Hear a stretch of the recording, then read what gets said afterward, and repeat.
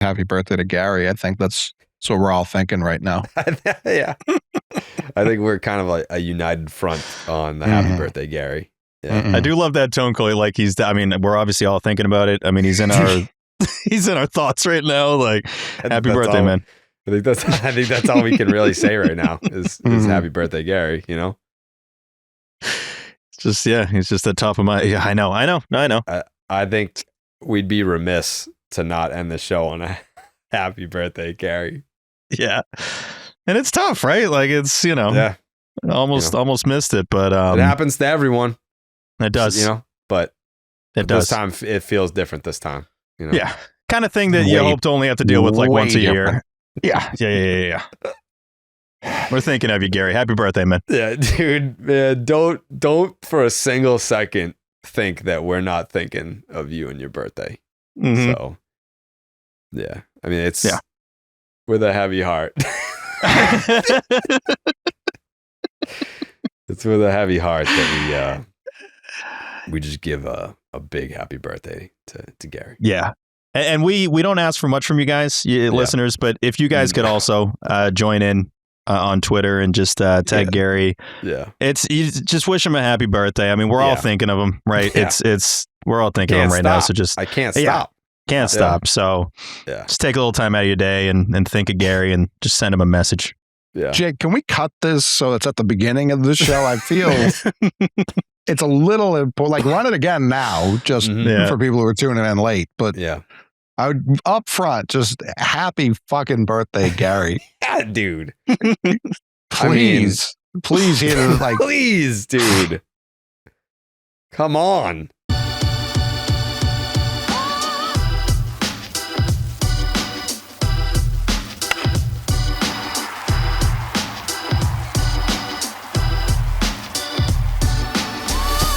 What's up and welcome back to the Section 10 podcast, episode 597, presented by Underdog Fantasy. It is the home of your soon-to-be 2026 World Series champion Boston Red Sox. My name is Jared Carabas, and I am a certified G and a bona fide stud, and you can't teach that. And this right here, this is Coley Mick, and he's 7 foot tall, and you can't teach that. Bada boom. Realest guys in the room. Steve, how you doing? Ooh, what up, Section 10 in the building. In the motherfucking building.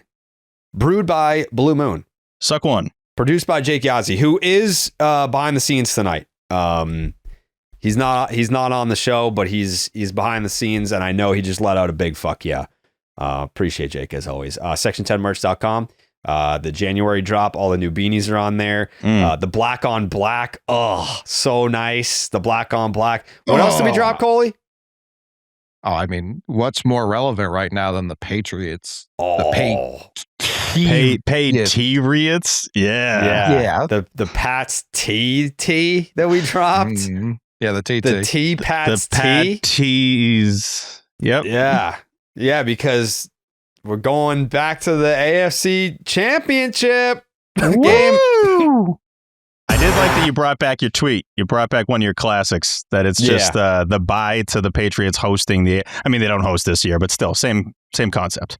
Yeah. The AFC Championship game should be called the See If You Can Beat the Patriots Invitational. Get it? Because they were in the AFC Championship game all the time, and now they're back, dude. They've Do you got Stidham thoughts by chance? Jared Stidham? He sucks. He hasn't thrown a pass in the NFL since like fucking 2019 or some shit. 2023. Close enough. It's not right. Yeah. None this year though, so it's valuable. Yeah. I saw someone be like, his arm is as good as anybody else in the NFL, but I don't know if that's true.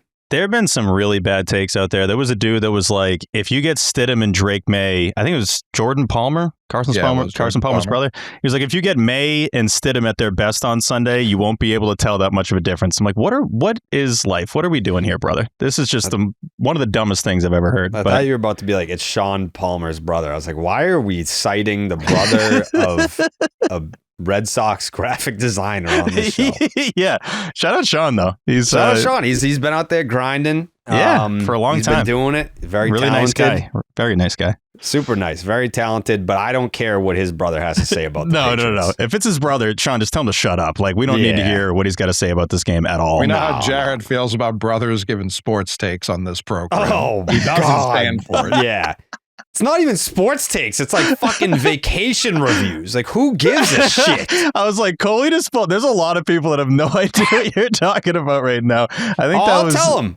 8 years ago. It's crazy how much your opinion of that person has changed over the years. I wasn't mad at Dan. I was mad at you for thinking that you could do that. I can and I did. I did do it. You can't and you won't.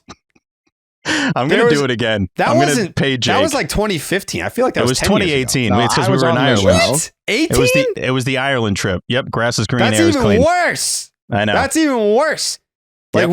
The Section 10 was cooking and Steve went on vacation to Ireland and skipped the show entirely and then filmed like a fucking like Ireland review to stick at the end of the episode like anyone gave a fuck. That was got crazy. Some good reaction. I mean, didn't get good reaction from you, it's but still getting good reaction. I would argue. I know. I would say it was worth it. It's been 8 years, and we're still I don't give a about fuck about what you think about Ireland. Nothing. I'm well aware. But yeah, snuck that one in there because I felt bad about missing the show, and I'm like, I can just do a little something right now with the brothers. Episode can't live on without Stevie. It wasn't the people need their Stevie, so let me fucking talk about. I probably had a streak going, and I wanted to keep it going. What else they do? Guinness.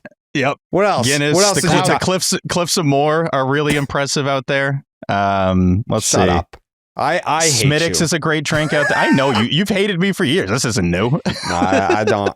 I don't hate you, but man, did I hate that segment. Yeah, if I were to rank like things that have pissed you off the most, I think it was that. There's a chance that that's like the 1 seed, and it was me and my from this show. Okay.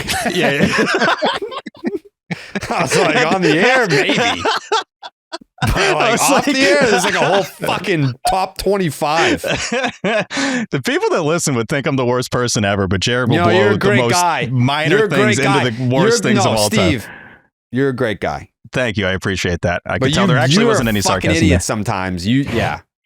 I've done some dumb shit. Yeah, I'm not avoiding that. Not at all. Yeah. But you know what's not dumb though? Signing up for the Underdog Fantasy app. I can tell you that right now. You're going to want to sign up with the promo code Jared. That's Jared to get up to $1,000 in bonus cash and a special pick on Underdog. That's Underdog Fantasy promo code Jared. You're going to want to do that before the AFC Championship game. Yeah, you're going to want to do that. Also, Steve, are you coming by for the Royal Rumble this year? Yeah, of course. Remind me the date. I know it, but just say it. It's the 31st. It's a Saturday, but they're in Saudi Arabia, so it's at 2 p.m. It's the 31st? Yeah. You're just of this month, you're saying? Yeah. Oh, of course. Yeah. I'll absolutely be there. You're saying that's the bye week between. Yes. Okay. Nice. Yeah, of course. Yeah, absolutely. It's. Oh, is it? It's in the afternoon, you said? It's at 2. Ugh. What the fuck are you going to do? No, I'm going to do it. I just like when it's at night. Yeah. What was that? What does that mean? What? You mean what was that? I mean, if you couldn't make it, I have some assumptions about what you'd be doing. If you could, hey, I didn't say nothing. I didn't say anything. I'm just saying. You're just at times you're just not a good guy. Coley. Oh my god! If he doesn't come over for the Royal Rumble, this is when you know there's nothing going on in Sox world. If he doesn't come over for the Royal Rumble, like that's like it's the second biggest PLE of the year. All right, so if I expect you there, 2 p.m. 2 p.m. I'll be there. Third? Is it the Slam? Yeah, the Slam. It'll probably go. Yeah, the Slam is kind of 2 because like the Slam is 2 nights now. They like as of last year, it's 2 nights. So it's like WrestleMania is 2 nights. That's number 1. SummerSlam's number 2. That's 2 nights. The Rumble, but I like the Rumble more than I like SummerSlam. So like Rumble's my 2, and then Survivor Series War Games. That's number 4. But sure, Steve, who do you think's gonna win the Rumble this year for the men and the women? You just cut out the men and women's Royal Rumble match. Who do you think is gonna win this year? Like, who do you want to win, and then who do you think is gonna win? Because it might be 2 different answers. Yeah. Who do you think's gonna win? Let's start with the women first. Okay. Who do you want to win? I'm just thinking. You can't see my. I think. Yeah. Who do you think's going to win for the women? I want to know your thoughts on Liv Morgan. I love Liv Morgan. She follows me on Twitter. Okay. Yeah. I might go with Liv Morgan there. I think she's the favorite. Yeah. No, she seems great, and I really like what she's been doing in the last calendar year. Yeah. So you think she's the favorite, and you want her to win? Yes, I think she might win this thing. I feel good about her chances. Mm-hmm. Yep. And then for the men? That's tougher, right? Because there's just a lot of guys that could win it.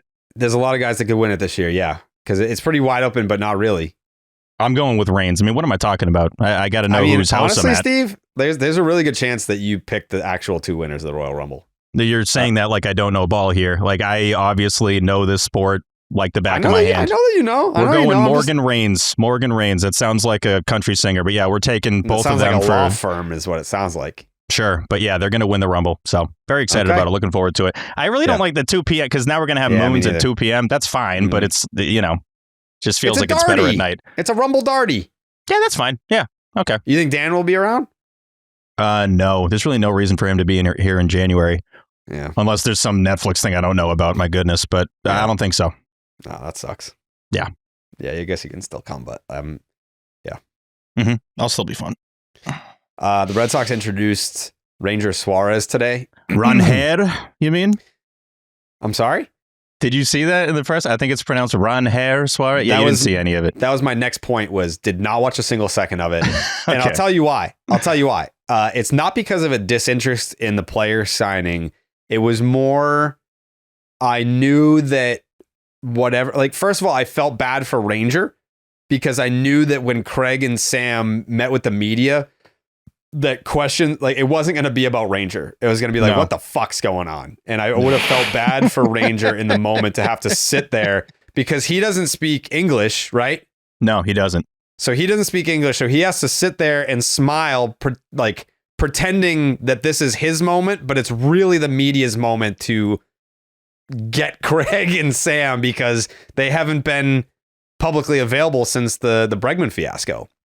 Did I get a good read on that? Is that pretty much how the Q&A went? I guess, yeah, that's a solid read on it. I mean, I don't think they were blitzing him by any means on, non-Ranger Suárez questions, but if anything, if something like that came up, he kind of pivoted to just talking about Suárez and just kind of shifted it back to this is a guy that really, we're going to get a lot out of for the next 5 years. And he did his typical, he does the little smirks every now and then. And Sam actually does the same thing. They always mix in a smirk or a smile every 11 seconds. And I appreciate the question. Yeah, exactly. Oh my God, I appreciate the question. That's one of his go-tos. Yeah. But no, it was a lot of cliche stuff. I think Suárez had a good comment about pitching the same amount as Pedro and Clemens and Ruth and all that. But for the most part, it was kind of a nothing burger. I saw that quote card, and I don't think that was the play. What's up? I can't wait to pitch on the same amount as Babe Ruth. Red Sox fans hate Babe Ruth. Yeah, whatever. Who cares? Huh? Do we hate Babe Ruth? True. I don't know. In 2026? I don't know about that. I do. I hate him. Well, you hate him because he's a murderer, not because of his affiliation. And he was fat. And you hate fat people? Some of your best friends are fat. No, but I think he could have. I think he pissed away an opportunity to be one of the greats, but instead he's just like a fat bum loser.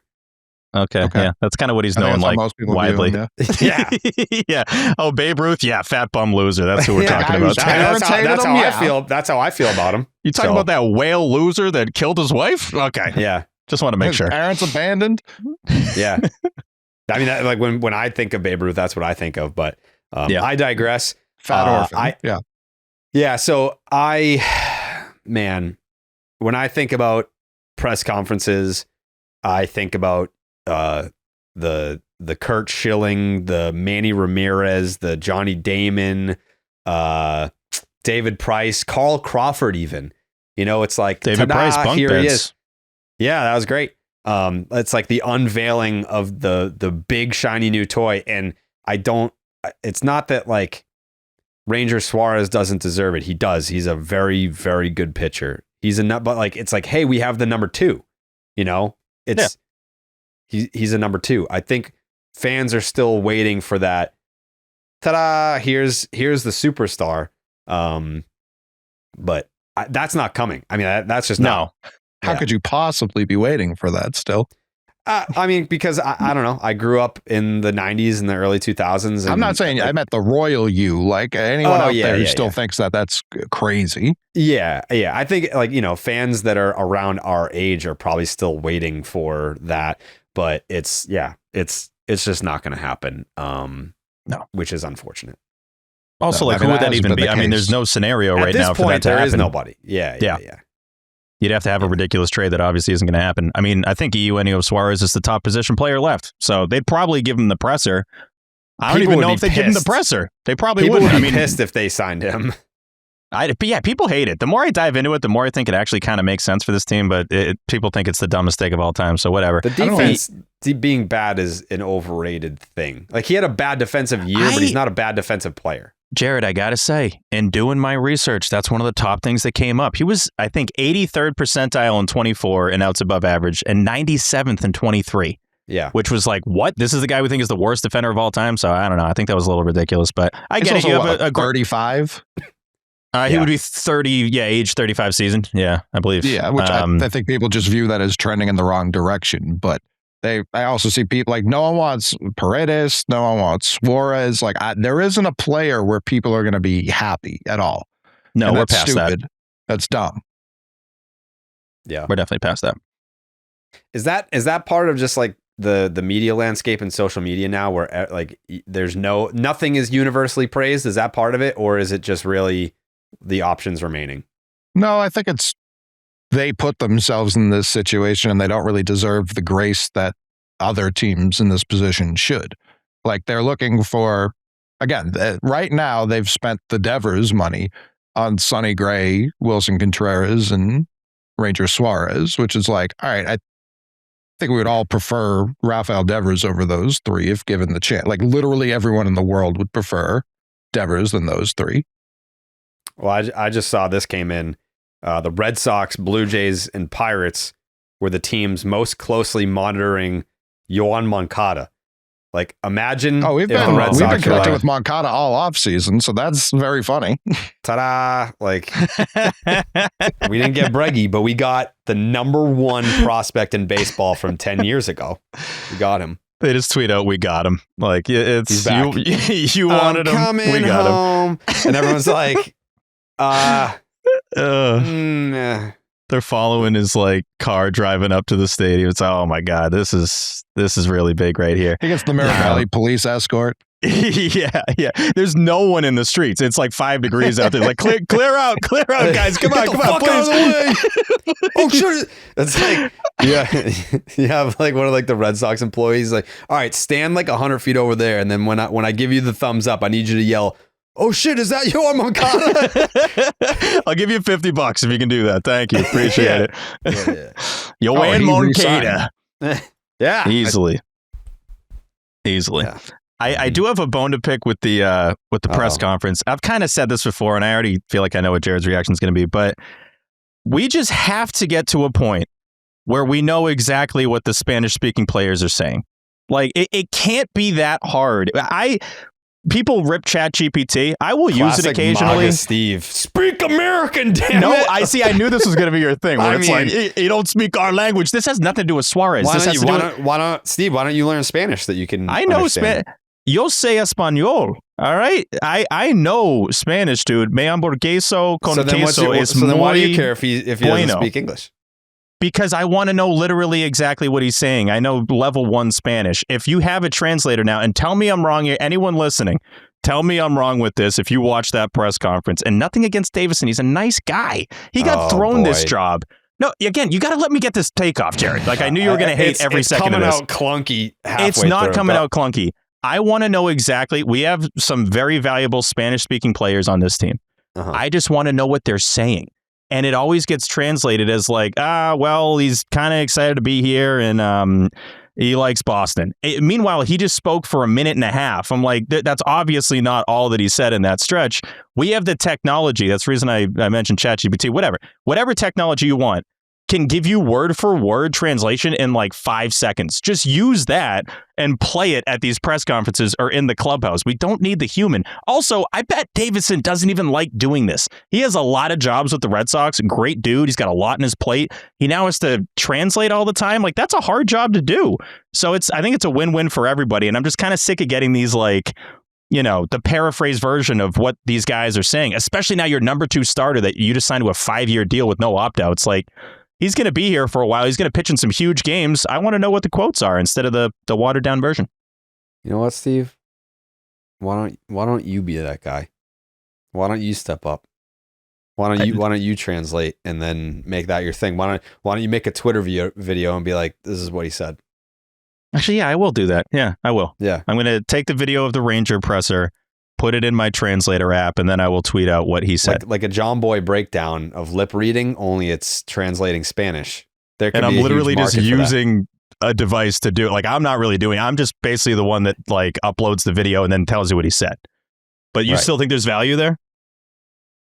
Yeah, according to you, there is to me. But again, I'm not really saying this to put more work on my plate. I want them to do this. Well, you know what I'm saying?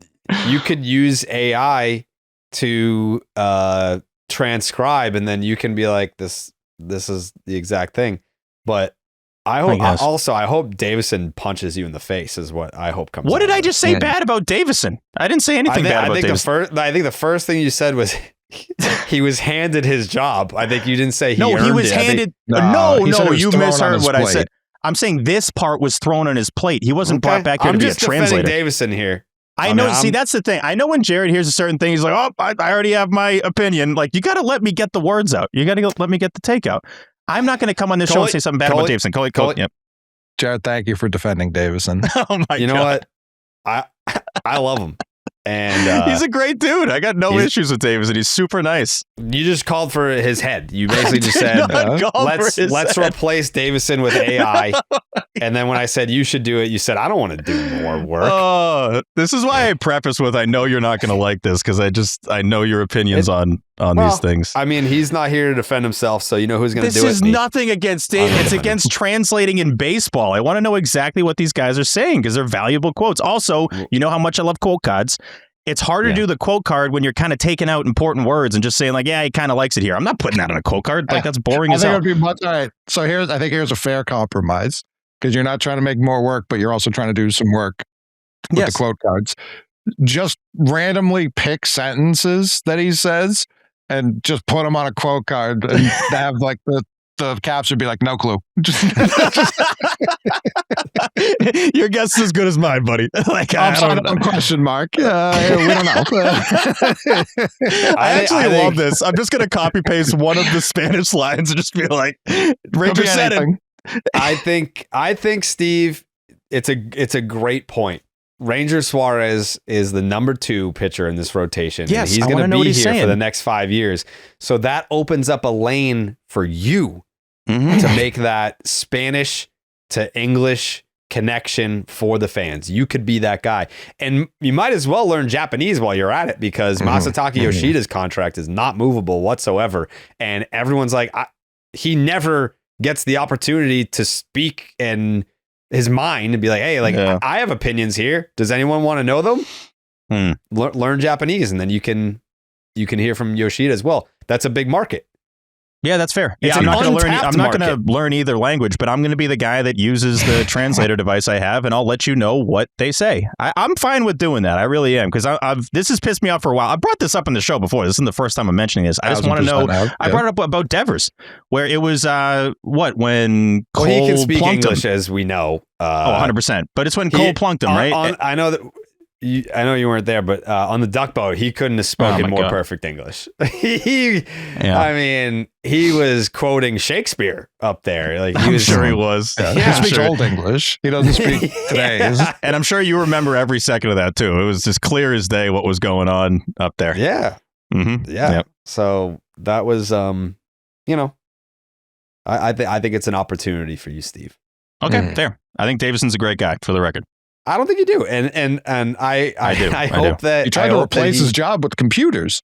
Right. No, the job he doesn't. That I don't think he wants. I don't think he wants it, and that's okay. He already has a lot on his plate.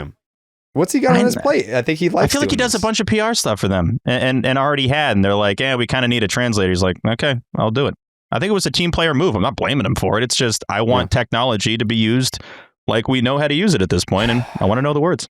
AI slop MAGA Steve. That's just not the. That is not the fucking reputation you want to have. It's what you're creating, but I think a lot of people. I'm not creating it. I mean, those are your words, are they not? I just want to know what he's saying. That's it. Okay. All right. Yep. I again, it's an opportunity. I think it's a lane, and I agree that people want to hear. Again, the Japanese language as well is a barrier between Yoshida and the fans, and I think he probably has the most interesting shit to say. Oh, I'm sure. And I hate it here. I want out. They don't want him speaking. You could be the guy that untaps that dialogue. I promise you the Yoshida translation is like, nope, he said, it's great here. I love it. This is exactly where I want to be. And that's the last thing that he said. So that's probably what's happening. Release me as your concubine. Release me from this hell that I live in. But yeah, excited for this new venture. T's tweeting right now, by the way. Where is this guy? This guy is around. He's Call around. Call him up. Is he flying? There's no way. He took off decades ago. Just going to Australia. Put it this way. T's super dedicated to the craft. I think if he could be here, he would be here. I always think if he was available, he would at least pop in or something. Yeah, I agree. He's gotten a lot of tweets off today, though. He's gotten a lot. He just got one off. So 9 hours ago is when he got on this flight. Yeah, he's not flying. No. So you think he's just home? Might be home. Tea? We just tweeted. What is he's tweeting? Yoan Moncada highlights. This is our translator. Again, we're using the devices that Peralta. He's tweeting out Yoan Moncada highlights. Extremely thankful it didn't happen, but it would have been a wild story to see Moncada return to the Red Sox exactly 10 years later. It's still really weird to think about his time in the organization. Unreal hype. Shame we haven't seen him repeat 2019 with a Yoan Moncada double video. The Yoman Makudo. Yeah, the Al-Qaeda highlights coming in. Yoan Moncada. He hit one down to left field. Dude, it is funny that this is the clip. I mean, there couldn't have been many Moncada hits here, right? Like with the Red Sox? Because this is an accidental double. Like, he doesn't even know where the ball went. He just made contact, and I think that was his first hit in the big leagues. Had to have been. How many hits did he have with the Red Sox? 2? It can't be that. It might be 2. He was up, was it that whole September? I only remember him in that. 4 hits. 4 hits. 4 hits with the Sox in 8 games. 8 games. Did he play a game at Fenway? Because I don't recall seeing him in a home jersey. This is a great point here. So we're talking 2016, right? We're talking 2016. Yeah, we're talking one 16. Home game for Yoan Moncada. It was September 12th, 2016. He goes 0 for 1. So it was like probably pinch hit or something. He struck out. So I thought I remembered him as like a pinch runner. Yeah. Moncada's Fenway Park Red Sox career, 0 with a strikeout. In his 5th game with the Red Sox, he went 0 for 4 with 4 strikeouts. He was just 21. There was unreal hype. T's not wrong. No, the hype was crazy. Like, if you can go back and find my tweets from his debut, like, we were all fired up and amped for that. All in. Because I remember when they signed him in international free agency and gave him a shit ton of money before there were any restrictions on being able to spend in that realm. And there was a video. It was just Cubans. Huh? That was a specific loophole for defected Cubans. Yeah, because that's when the Cespedes workout video was going crazy in 2012 or whatever that Puig, was. Chapman, all those guys. Let me see. I think literally, and then Rusney. Those were the ones. Mm-hmm. that was all of them. I bet you I can find it right now. Oh, I'm sure. he had a video. It wasn't obviously like the fucking it wasn't like the Cespedes workout video, but Moncada had a workout video where he was curling like 65s and his arms looked ginormous. And I was like, man, this guy's the truth. I was like, if it doesn't work out in baseball, he's going to be the next WWE superstar. We talked about him a ton. Obviously, that was, I think it got a little overshadowed by the Poppy Farewell Tour because that was his last season, obviously, with the team. Yeah. I didn't know. I was looking back at that roster because everyone's talking about 2016 and we got that post up there a couple days ago. I kind of forgot Hanley had 33 bombs and like 115 RBIs that year. You remember that? I was in the shower the other day. Right. And I don't even know why I thought about it, but I started thinking about Hanley and I was like, when you were naked in the shower? Yeah. Okay. Butt naked. And I was like, this dude was on the 2018 Red Sox. He's got a ring. And he wasn't let me look at his April numbers. Cause I know like he like faded a little bit in May, but he got off to a red hot start. Let me see. He did. That was the win tits repeat, right? Yeah. So at the end of April, he was hitting 330 with an 874 OPS. 330 with an 874 OPS. And then he had a really dog shit May. And he didn't even finish the month. It was May 24th was his last game with the Red Sox. And they told him to beat it. And that was it. Like, that wasn't it for his career because I think he caught on with Cleveland. Next year. Yeah, next year. So he fucking put his feet up for the rest of the season. Like, he fled the country. Like this dude was hitting 330 with a damn near 900 OPS in the month of April. Like, obviously he can still hit big league pitching. And no team picked him up the rest of the year. He played 16 games with Cleveland in 2019, was ass, and then said, you know what? I'm done. And no one ever was like, what? Like, where'd he go? It was just, and not that ancient, I mean, you got free agents right now. They're going to sign for decent money that are in their mid 30s. He was 34 when the Red Sox got rid of him. Yeah. And that team was so good, you just kind of forget that he was even on it.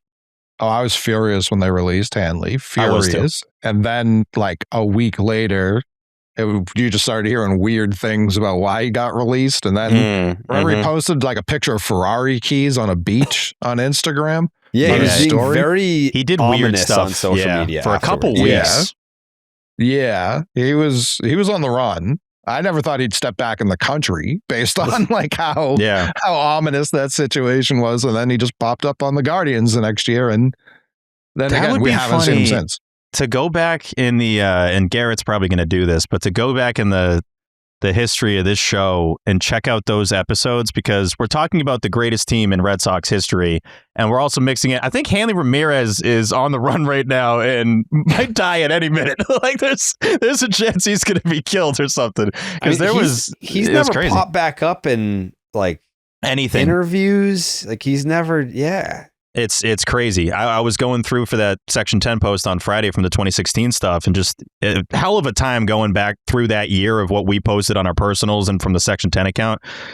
Wow, a lot different than now. But Hanley Ramirez was all over it. He was like flooding that feed and was just doing funny stuff. He was hilarious. He was so funny. I loved and Hanley like having one of the best years of his life.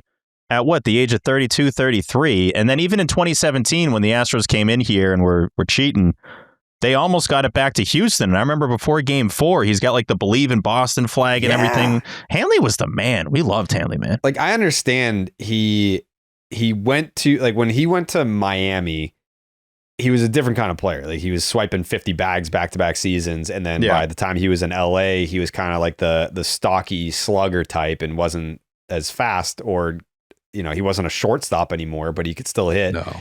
And he had a bad reputation coming to Boston, but I think coming back to the place where it all started, I think he tried to rework or repair his image. And he was like, fuck, you want me to play left field? Sure, I'll do it. You want me to play first base? You want me to DH? Like, he did whatever they asked him to do. Wasn't great at, I mean, he was good at first, but I mean, he was the worst, I think, defensive left fielder in the history of baseball statistically, but he still did it. He was like, yeah, sure. If you want me to do it, like, if that's what it takes to come back to Boston, like, I think he bought into the idea of like, I care about playing for the Red Sox. And I don't know, the way that it ended, it was just like, all right, he's gone anyways.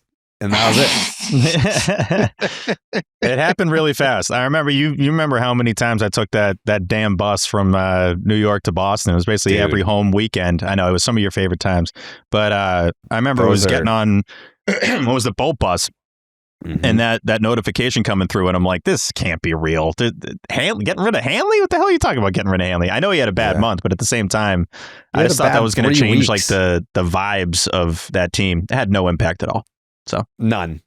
Yeah, I was like, I'm rattled. I remember being like, I'm fucking rattled about this. Like, what just happened? And it was like, yeah, don't worry about it. 108 win, whatever the fuck it was. What a $1.19.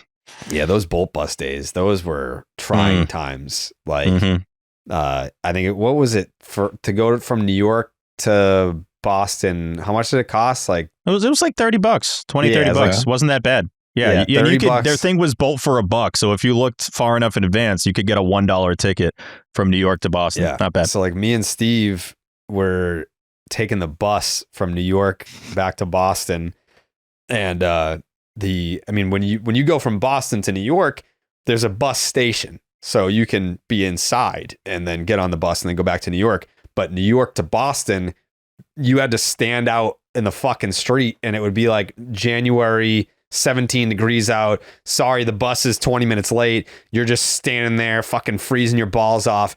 And then there was one BoltBus ride where I had the window seat, and every BoltBus ride would break it up halfway through and stop at McDonald's. So we stopped at McDonald's, and I got, cheeseburger Burger King, and a soda. Not relevant. Yep. Burger King. And they have the same like drop down tray that planes have. So I've got my soda on the tray, and it's pouring rain for the rest of the trip. And so the fucking BoltBus hits a bump, and it's like, and the whole fucking bucket of soda goes all over my left leg.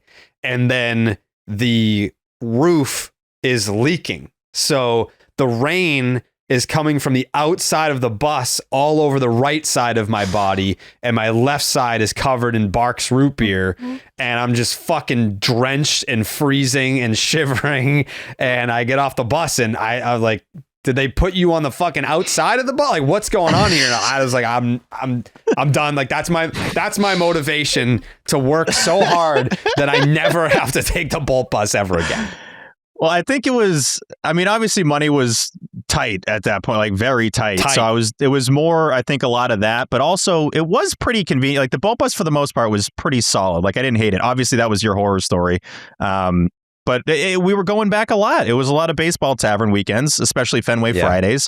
And I didn't want to miss a lot of those at all. Between 2016 and 2019, I got to as many of those as physically possible because that was the most fun ever.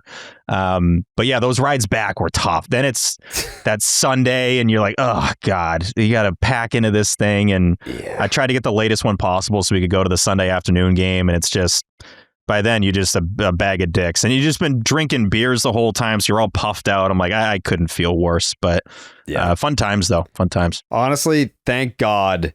I was gonna shout him out. I don't want to get him in trouble, but thank God for my friend that I made who worked for the Amtrak Acela train, who would hook me up with like train rides, because that's how I could fucking not take the BoltBus ever again, and he would get me on the train to go back and forth every single weekend. So it'd be like, you're in the office Monday through Thursday. Yeah. Then Friday morning, get on the train, go up to Boston, go to like drop your shit off and immediately go to Fenway Friday, Saturday, Sunday. And if it was a day game Sunday, then you get back on the train, travel back to New York, get in Sunday night, go to bed, wake up, and you're back in the office on Monday. So it was just, it was like you grind all week to grind harder on the weekends. It was. I was going to say to grind harder just getting back to Boston. Like those weeks were like so busy, especially like I'm doing the BR job and then going to Barstool and we're recording. You guys are doing a ton of shit at Barstool. And it's like, it wasn't just to get to Friday. It was to get to 5 p.m. on Friday and have survive the bus ride. That's really what it was. Where it was like, okay, now the Sox game a lot of times was just to relax and then just get to Tavern.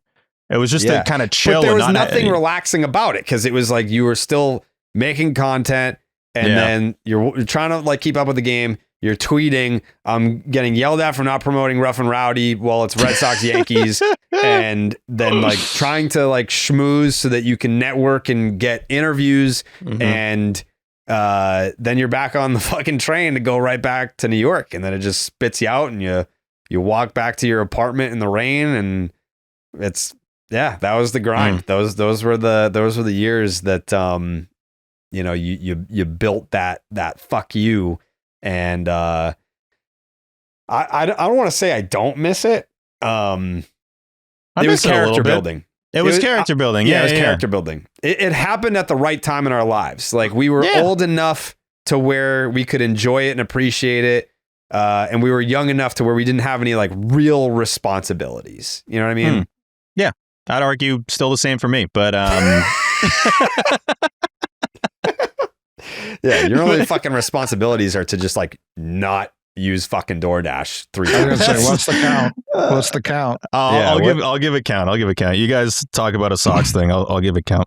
Yeah, I mean, you're gonna wait 20 minutes for the count to get tallied.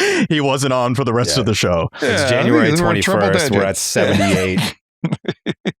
Yeah, like 21 times 3, 63. What's the 21st? John Heyman just said, hearing something is brewing with the Mets and the Brewers. Why would you use brewing if the Brewers are one of those teams? That's too much brew in one sentence. You know, too much brew. That is Heyman though. Yeah.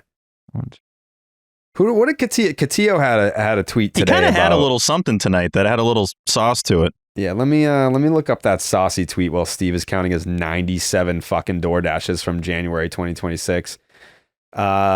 He said. This was 2 hours ago. It's 9 p.m. Eastern Standard Time on Wednesday night. This is not a surprise or particularly revelatory, but have heard the Red Sox are, in fact, involved in serious trade talks all over the place when it comes to adding the positional player group.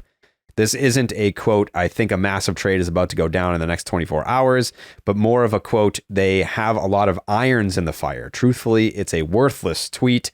Spots remain.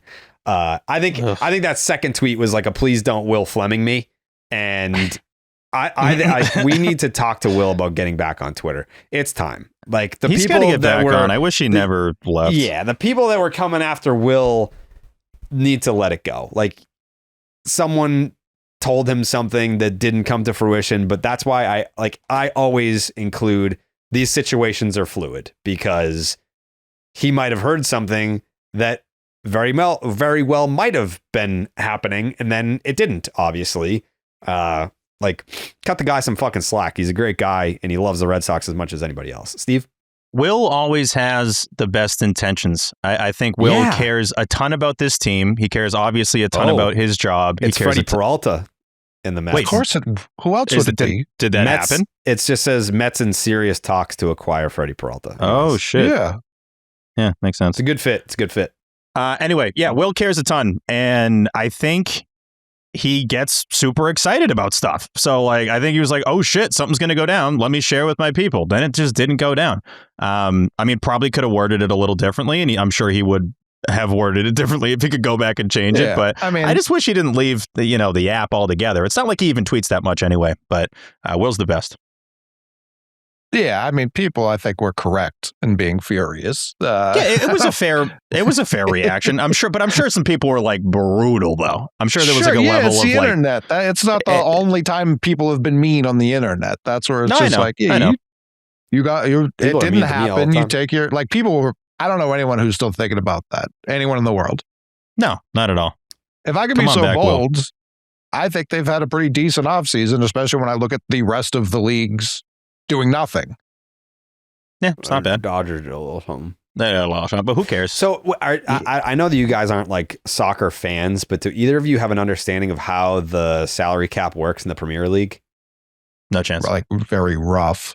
I was like trying to read up on it just because I figure it's going to be a topic of discussion in 2027. Like, all right, if they're going to be dead set on a salary cap, it's like, well, what's that going to look like, and how do other salary caps work in other leagues? And it made me think of the Premier League because obviously John Henry is an owner of Liverpool, and I think what it said was like your cap is 80% of your revenue or something like that.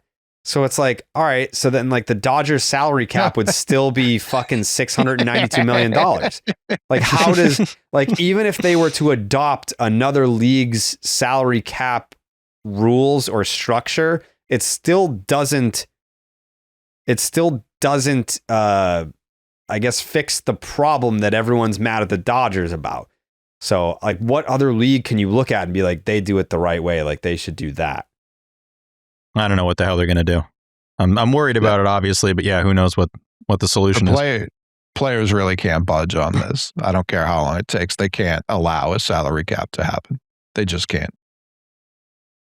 And it also doesn't fix, like it's a fake fix. It's just wage suppression. It doesn't fix what they're talking about. And I point directly at what just happened in college football as to proof positive of that. Indiana football, when there was a quote unquote salary cap, and by salary cap, I mean you only could pay scholarships. Every Division I school had the same amount of scholarships to give out. I'm not naive. I'm not a child. I know some teams were paying people. The majority of them were not. The majority of them were Indiana. The majority of them were the Pittsburgh Pirates, the Cincinnati Reds, a bunch of these loser fucking franchises. That was Indiana. The second they removed the salary cap and everyone could pay whatever they could pay, all of a sudden the losingest football program in the history of college won the national championship in such a convincing blowout manner. That's so, if I'm the Kansas City Royals, I guess they've won one recently enough, but they usually act poor. But if I'm one of these, like the Miami Marlins, Miami's a massive media market. The Miami Marlins spend the least relative to how much they make in revenue every year. It's disgusting that people just get to go, oh, the poor Marlins, we're going to do something about the Dodgers. What the fuck are people talking about? Genuinely, what are people talking about? Yeah, so here it is.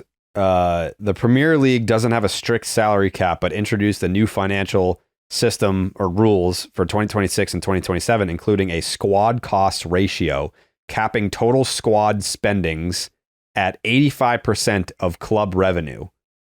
So like all that does, like it doesn't prohibit the Dodgers from having a massive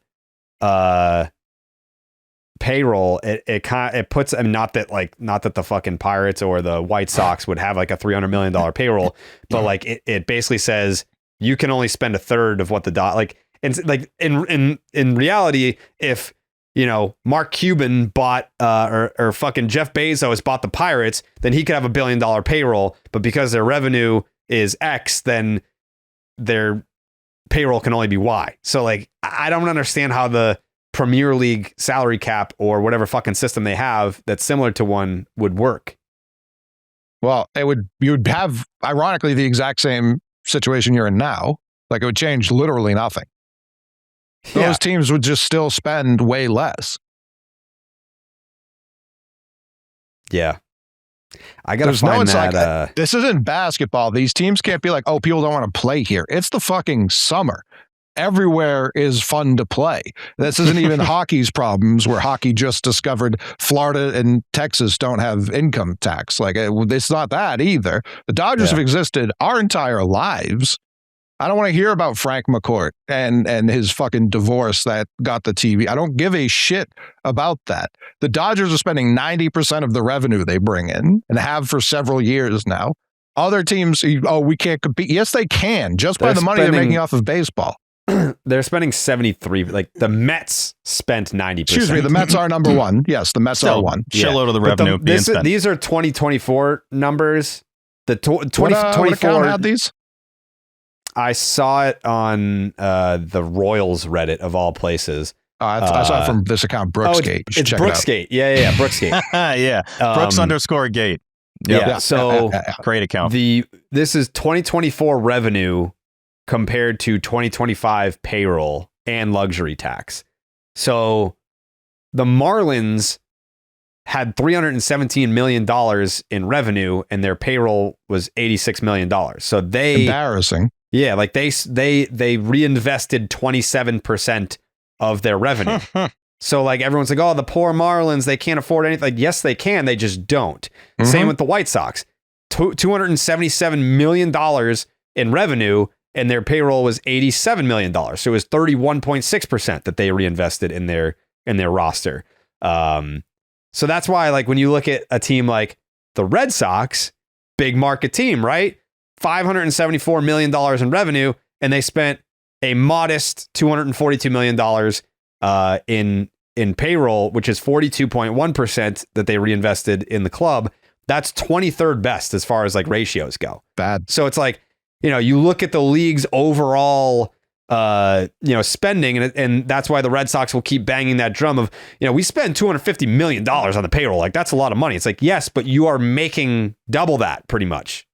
Which I'm fine with these corporations making money. They just can't cry poor. One of the fucking guys, Passan, buried during the last lockout, where he was like, oh, you don't know what it's like. Every team's taking a loss. And Passan was like, open the books then, if you're really taking a loss. If you're really taking a fucking loss, open the books, and then we'll feel bad for you. No one's buying these teams because they're money-losing ventures. It's not how this works. Correct.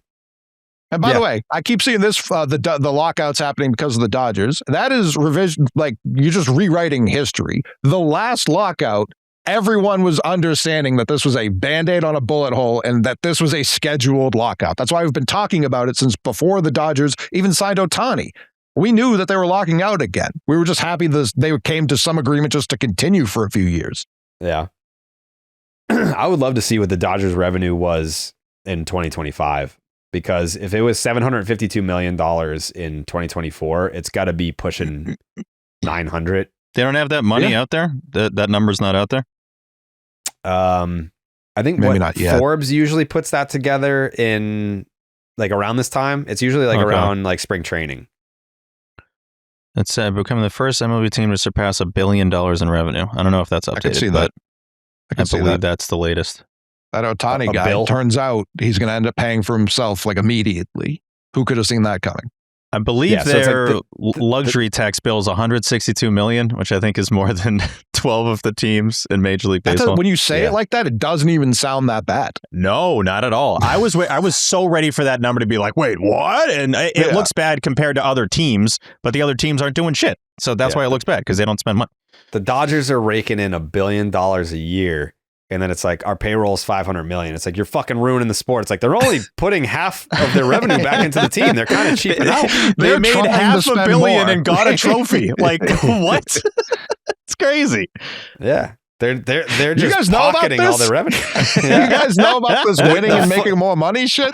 The fucking cheap ass Dodgers are pocketing half the rev. Put it back into the team, you cheap fucks. That's what I said it right after they got Tucker. They're kind of cowards for not signing Soto last year. When we really talk about the Dodgers, that's kind of cowardly. It's stunning. The further we get from any of these moves, it's stunning that they all just don't end up with the Dodgers. I think the only surprising thing, and this is just a fair baseball fan way of looking at it, was $60 million a year. That made me go, whoa. Like, I definitely got the big eyes. Seeing $240 over 4 years is crazy. I'm not even saying that in a negative way. It's more just, I've never seen that number before. That's fucking wild. So when we finished 18 and Bryce Harper just kept being a free agent, I remember coming on this and being like, give him $2 for 100, give him 50 a year. And everyone was like, what are you talking? And now we're here. Now it's just a thing that happened. Bichette and Bregman, like, theirs were very similar. 40 a year for Alex Bregman was insane. Not even a knock on the player. That's a shit ton of money for a third baseman who might not even play third for you. It was Aaron Judge money for a player that's not Aaron Judge. 100%. Has there ever been a worse time for him to hit free agency than like 1 year shy of all this money flying around? I still think 9,360. That's not a lot compared to Kyle Tucker. He got 120 less over 4 years. But like, here's the thing. Judge is different. Like, I think the Yankees weren't going to do that, and he would have just taken what they were going to give him. If the Dodgers put 600 on the table, he was not just going to be like, I guess I'm these pinstripe stock. No, he would not have. Yeah, maybe. I think it's crazy that immediately they went to 700 for Soto, and Judge was like, wait a second. Like, yeah, what the fuck? I'm better than him, and I'm the fucking captain of this team. You just gave me half of that. It's the average annual value is what can get you. I feel like it was Verlander and Scherzer that were two of the first guys where it was like, whoa, 40 mil a year. What are we doing here? And it's kind of just been an avalanche since then. Yeah. Yeah. I mean, it's like, I don't know. I saw, I forget who said it, but it was like, you kind of get the feeling of what it's like to be a small market or a mid-market team now. Like the big market teams are like, wait, so the fucking Dodgers are just going to get everybody? And like, are we ever going to sign a big free agent ever again? It's like, well, yeah, now you know how it feels to be a fucking, not even like a White Sox fan. Cause like they like Andrew Benintendi was like their largest contract of all time. I couldn't believe still is. He is. Yep. Petty Teddy. No, I thought, who topped it? In total dollars or AAV? Didn't Makahuko Kazuko? Let me see. Was it here. Okamoto? No, where did he go? He went to Toronto. He went to Toronto. You talk about Fatso. There's no way he topped either of those. Murakami. Murakami. Didn't he? Didn't he got break like the 2 record for 35? Yeah, he got 2 for 34. Yeah, so it's so maybe AAV. Yeah, 17 AAV. But dude, 17 AAV is your all-time ever. That's fucking crazy. I was right. Yeah, well, Benintendi got what, like 84? Yeah, well, that's what I meant. Yeah, it was like 90, Benintendi got 90 for 5. 75. 75? Yeah, and that was the and biggest before one. That, it was like Yasmani prank. Grandal. That's when you know the difference between some of these contracts. When someone tweeted that out, I thought it was just a joke. Like, he signs the biggest contract in team history. I'm like, oh, yeah, $75 million. And then looked it up. It just was. That was the biggest one. We've had the Pirates and Rays give out their biggest deal. Well, I guess the Rays' biggest deal didn't work out, but that wasn't their fault. No, definitely biggest free agent deal was like Eflin, wasn't it? At like 35 over like 3? Some shit like that. Yep. They made a big deal out of that when it happened. Yeah, because embarrassing. It's real. And now you got the Reds offering essentially the same contract they gave Votto, but like 14 years later, as if money was exactly the same. That's crazy. I don't feel bad for these teams. If you want, Jared, if they want to do Sockers, I need relegation. I can't have us pretending we're in the same league as the Pirates and the Reds anymore. I refuse. Yeah. I'm fine with that. That would be fun. That'd make that last like September sure. Pirates games would get interesting, or a lot of these teams.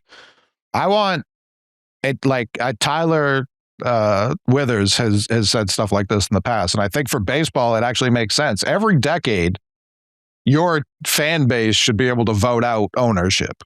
Like you own it, but only like how you own a house from the government. Like they can come take it whenever they want. Like, all right, 10 years. The whole town votes. If they're still with it, if you guys are the Dodgers right now, they're not going to vote you out. But if you're being cheap, if you're like, you have to sell. Sorry, we're forcing you out. Like, it's not like we just steal the team from you, but you do have to sell. How do you get the fans to vote? Is it just like from the team Twitter account? Like, here's the ballot. Let's go to the park. Open ballots. Okay, you vote at the park. Okay, I like that. Yeah, I'm down for that. The Packers do this shit. I like we know this exists. Maybe it is just season ticket holders. I'm fine with it. Like we wouldn't have voted them out yet because over the 2000s, we would have been thrilled. Over the 2010s, they won 2. They wouldn't have pulled all the shit they pulled after the last one if they knew there was another fucking vote coming down the pipe. Oh, if they knew the ballot was coming up, we would have Breggy, Suárez. Like who the hell knows? Breggy, we'd have Betts. we have so many people. Well, Betts was. I'm saying that's last decade, right? I mean, if we're talking about you get the like man, oh man, like if imagine if they turned 2019. Oh yeah, right before the vote. I mean that's like if Clinton got popped for cheating right before the election. Yeah, you want to make sure that right up against it, you keep the guy. Yeah, you're right. Betts would be here. I mean, probably the whole 2018 team would have just stayed on the roster right into 2020. They're not getting rid of any of those guys. No. This is it. It's definitely a thought-provoking exercise. No doubt about that. How would the team look if every 10th year there was a vote about kicking out the owners? I like that. It's kind of like what? It's kind of like well, yeah, it's not like that at all. It's not. Yeah. I want to drink a Blue Moon, man. Okay. Yeah. It's kind of like Blue Moon. Yeah, all this talking about the lockout. It's got my my cock out. Yeah. Yeah. That's what they're going to call a lockout with your cock out. Yeah. Yeah, I think tonight's one of those nights where I just got to sip a Blue Moon and appreciate, baseball while we still have it, Sip a moon, take your penis out. Mm-hmm. Even if you love beer, there are some moments that you want to enjoy a non-alcoholic drink. Celebrate those times with Blue Moon's non-alcoholic Belgian white Belgian-style wheat brew. It's for when you want to drink a non-alcoholic version of your favorite beer. And boy, did we offer those out at the Christmas party at the house. They were gone within the first 20 minutes. A crowd pleaser, people were saying. People were going for all kinds of Blue Moons. We had every variation of Blue Moon was available at the Carrabba's Christmas party. Mm-hmm.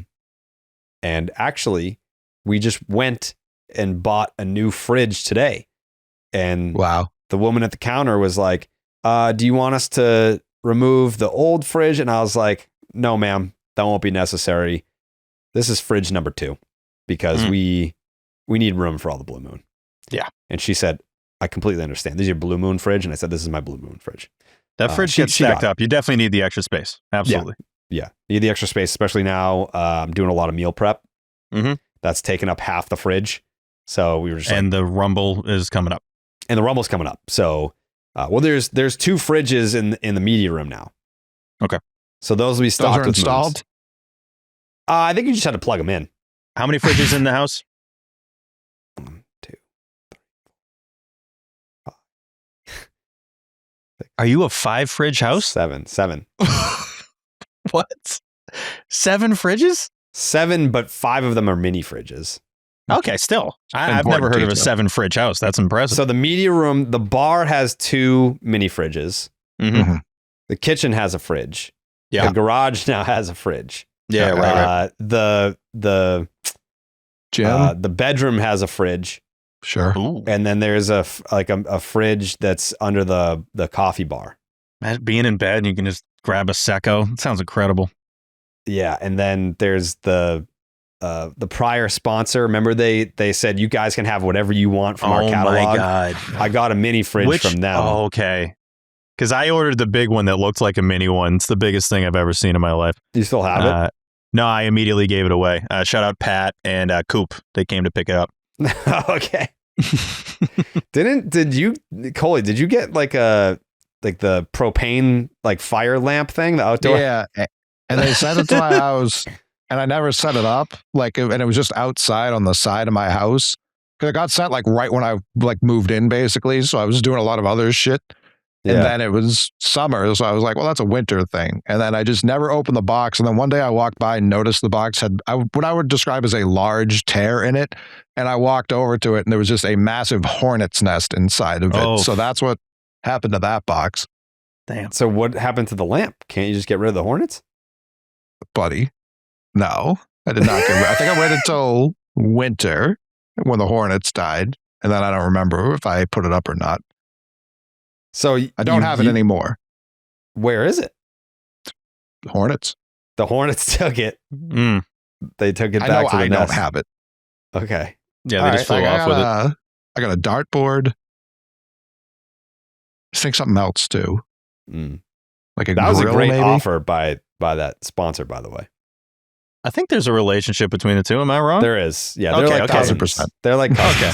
Yeah, so this isn't talking out of line or anything. We're not cheating. 100%. No. Yeah. Inspired by the beer you already love and available year-round, a Belgian white, Belgian-style wheat brew that tastes like drinking, even if it's not. Crafted with Valencia orange peel and coriander, it tastes balanced and refreshing. Nothing compares to the great taste of a Blue Moon non-alcoholic Belgian white, Belgian-style wheat brew. Blue Moon made brighter. Get Blue Moon non-alcoholic Belgian white, Belgian-style wheat brew delivered by visiting get.bluemoonbeer.com/Jared for delivery options. That is get.bluemoonbeer.com/Jared. Blue Moon made brighter. Celebrate responsibly. Blue Moon Brewing Company, Golden, Colorado. Non-alcoholic malt beverage contains less than 0.5% alcohol per volume. Suck one. Oh. Yes, suck one. It's Wednesday night, which is when we always record the podcast. I was seeing some discourse that we've been inconsistent with 2 episodes a week. I think like when the Bregman thing happened, we got an emergency pod on a Sunday. Mm-hmm. So like we're not being inconsistent. We gave you bonus content. So when there wasn't a podcast this past Sunday, everyone was like, where the fuck's a podcast? Like that was an emergency podcast because that happened on Saturday night. So like we always record on Wednesday. Like I got a bunch of tweets today being like, where's the pod? Where's the pod? I was like, we record on Wednesday night in the off season. I don't know if people get confused when we say Wednesday. Clearly they're confused. No, they do. But when we say Wednesday, we don't mean like when you wake up Wednesday. Like we're recording right now at Wednesday night. So 8 for p.m. most Wednesday of you, that means together. Thursday morning. And that's been the entire offseason. I agree, Jerry. There's been so many tweets about this throughout the course of the offseason. And I look through the log of episodes. I'm like, these are all dropping basically on the same day. If it's not an emergency pod, they essentially always drop. Like Jake's putting them up late Wednesday, early Thursday, every single time. People are like, they're slacking and this and that. I'm like, we've been doing like the 2 episodes a week because I think what we didn't want to do, what people didn't want us to do, like we did last offseason, was we recorded 2 episodes on the same night and then dropped them at different times. So I've been trying to do them on Friday, like so that they're spaced out. It's a different day, fresh thoughts, new ideas, whatever. If there's a guest, maybe some more news has happened since then. Yeah, like I'm trying to. I feel like we've given them exactly what they asked for, and I feel like people are just like, it's inconsistent, and they're not doing 2 a week. Like we've definitely been doing 2 a week, and we spaced them out as was requested. Did you see some of this on Reddit? Because you hate those people. No, these are people tweeting this at me. You can even check my Twitter. Like you can check my replies. Like 2 different people were like, where's the pod? I'm like, or like, when is the podcast coming out? I was like, same time as always. You should check that Reddit. You should see what they're saying a bunch on there. I will not be doing that. It is not good. I've been cleansed of it. And it's getting ugly on there. I'll tell you that much. You might want to check it. I will not. Okay. Yeah. What a weird temptation. What was your number, by the way? 29. So you are averaging more than 1 DoorDash per day for the month of January. I think it's doing 649 for 2025. I think it's 1.3, and I believe the average last year was 1.7. So we have improved from last year. Okay, not really trending. So if it's all right. So if you realize that you had a problem. Let me see what this would project to. What's your average like dollar total? Like, are you just ordering more? You're like, well, I can't do another one later, so let me double up now. Yeah, that's a good point. No, I'm not. That is fit. Now you're making me think, Coley, though. That's a really good point, and I might have to do that. The average, I don't know, it's like 28 or something like that, somewhere around there. Yeah, so I think if you're at 20, what did you say, 29? 29 on the year. 29, and today is the 21st. Mm-hmm. There had to have been one day this month where you just ordered 5 times. No, I think what's your single high for a day? Every third day he's ordering twice. Is what it sounds like. Exactly. Yeah. I rarely do 3. 3, I got to be like going through some. So I guess that would make sense right now. But like I normally you need to be crazy to do more than 2 in a day. Right? I feel like there's times where I've done like 2 at a time. Like if I get the double dash. Yeah. I am a double dash veteran as well. Yep. Back before my dieting days, I would do like a breakfast sandwich and a coffee from 2 different places. Yeah, that's like a Starbucks coffee, but a fucking, what's that place that I like the bagels from? Honeydew. Oh, there you go. Yeah, you were asking us like did we know that? Would we have known that necessarily? I don't think so. I didn't know Honeydew had bagels. That's news to me. Oh, buddy. So not McDonald's, fucking Dunkin' Donuts used to have onion bagels. They don't anymore. I love onion bagels. So I realized that Honeydew has onion bagels and their breakfast sandwiches, they're just really good. So I'll get a bacon, egg, cheese. Do you think their coffee's shit, it sounds like?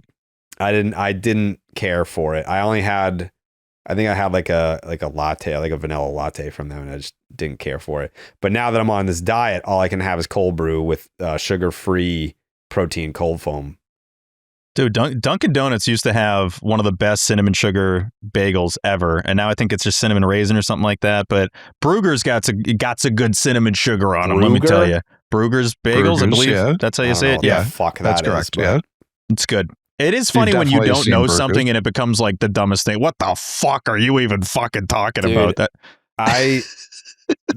what's today? Wednesday? I'm on day 3 of this. And after we did our Wednesday tangent, what the hell I don't even know what day it is. Day is it? It's Wednesday. I have been tasting or trying and eating full portions of foods that I've never had before in my life, and like I feel like I'm living in an alternate reality right now.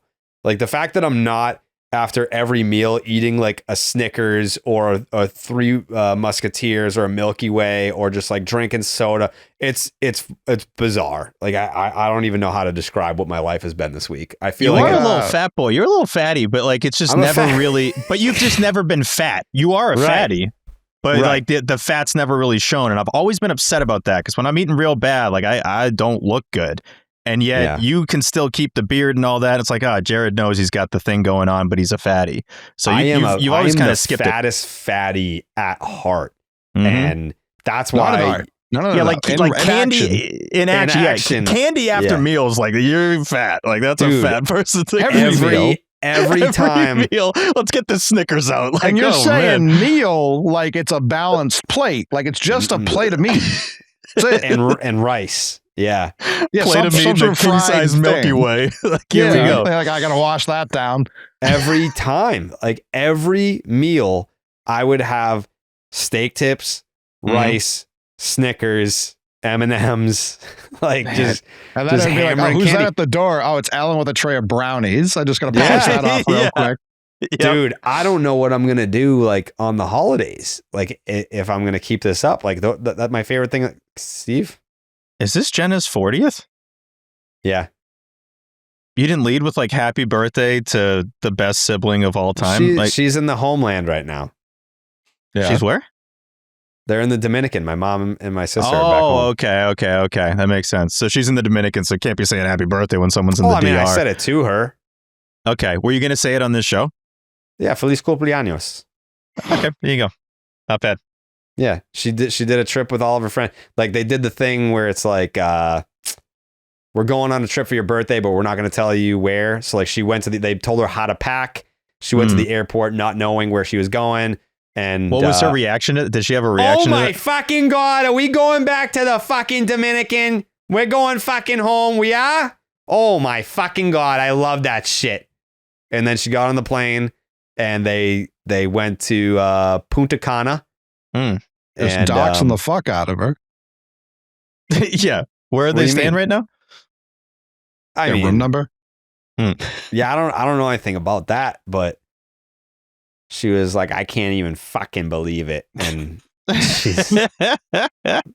there she is. She's back home. I feel like there's, tell me if I'm wrong here, and I feel like I know what you're going to say. Does Jenna even like me? I don't even know if Jenna...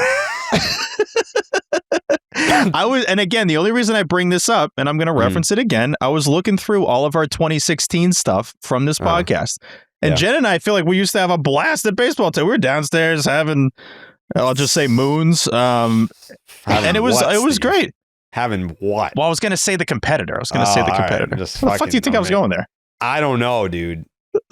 We're downstairs hooking up. It was crazy, dude. I don't know, dude. No, I don't know if Jenna likes me anymore. I don't know if Jenna No, you were in these videos. You were definitely in these videos. But yeah, I don't know. Maybe Jenna just hates me now. I don't know. I feel like she doesn't. Like she can give off that vibe to everyone. Fair. That's fair. Yeah. Yeah. She's rough around the edges, so to speak. That's totally a fair assessment, but Jenna's great. Once you like get in her circle, then she's great. She's nice. I thought I was in the circle. I might have got bounced out of it. Yeah.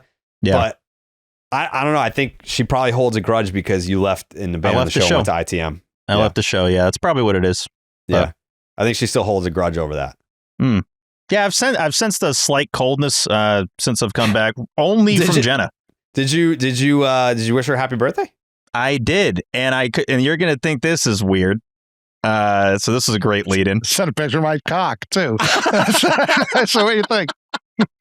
What do you think? I saw Ellen's post, who in my book is the Carabas of the year every year, and I was like, oh, I got to message Jenna. It's her birthday. I don't think I have Jenna's number. Why would I have like Jenna's number? That's what I was gonna ask. Yeah. So I'm glad you asked. We follow each other on Instagram, so I DM'd your sister happy birthday. Is that weird? No. Okay, good. I just want to make sure. Did she say thank you? No response yet. I'm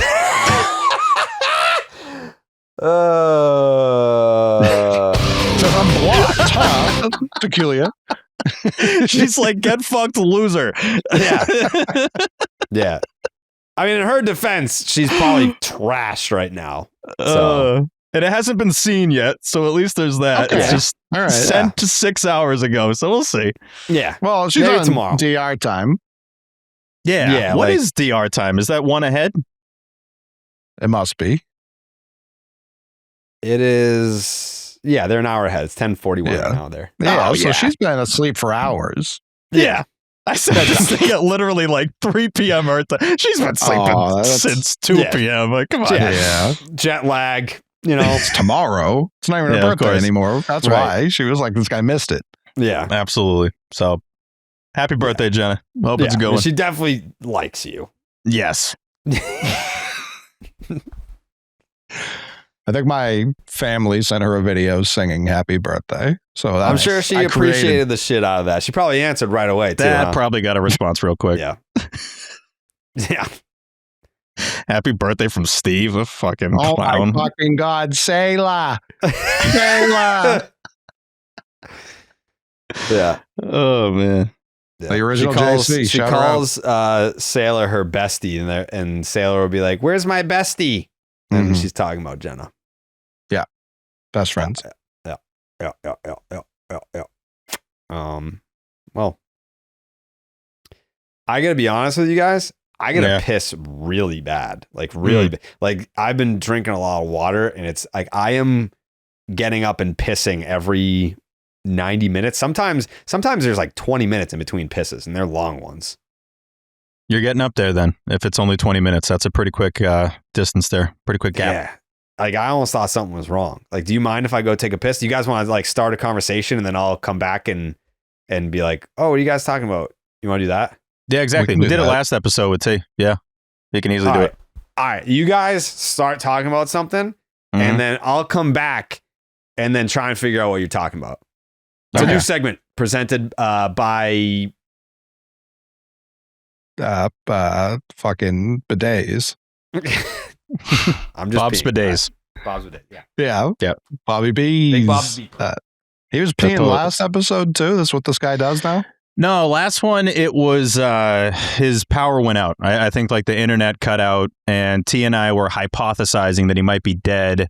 And then we got to the point of thinking like, oh shit, like what if he is dead? Because it was actually for a little bit of time.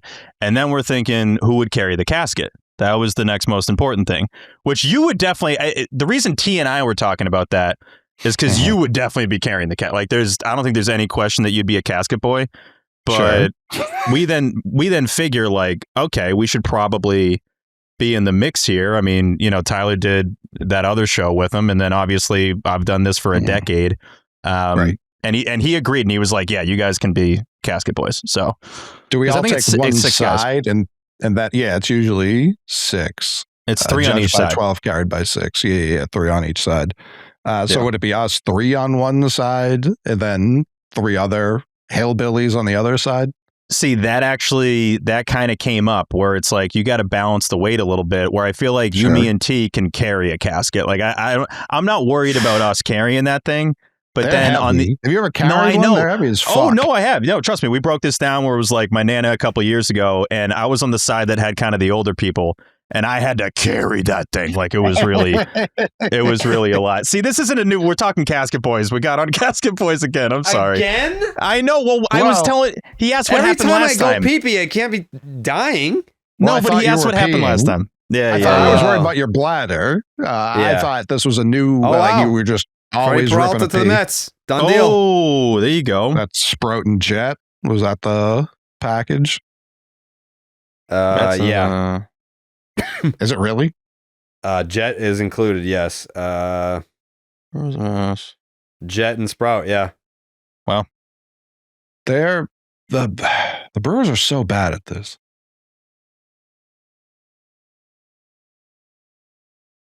Sheesh. Mets have had a good offseason. I think they're them, us, and the Dodgers. Like, who else has had like an exceptional offseason in your mind?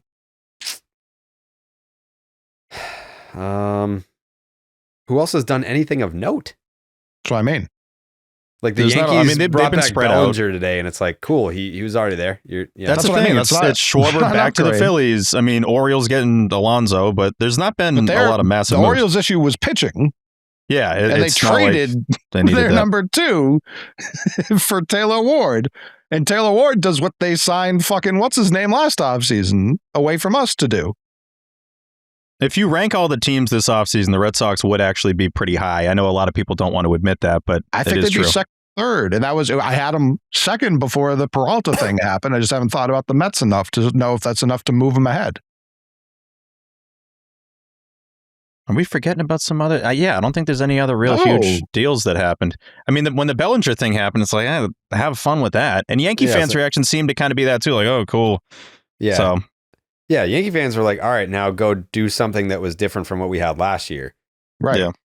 That team stunk. They just got to beat us, and we were hurt. Like that, they shouldn't feel good about where they're at all.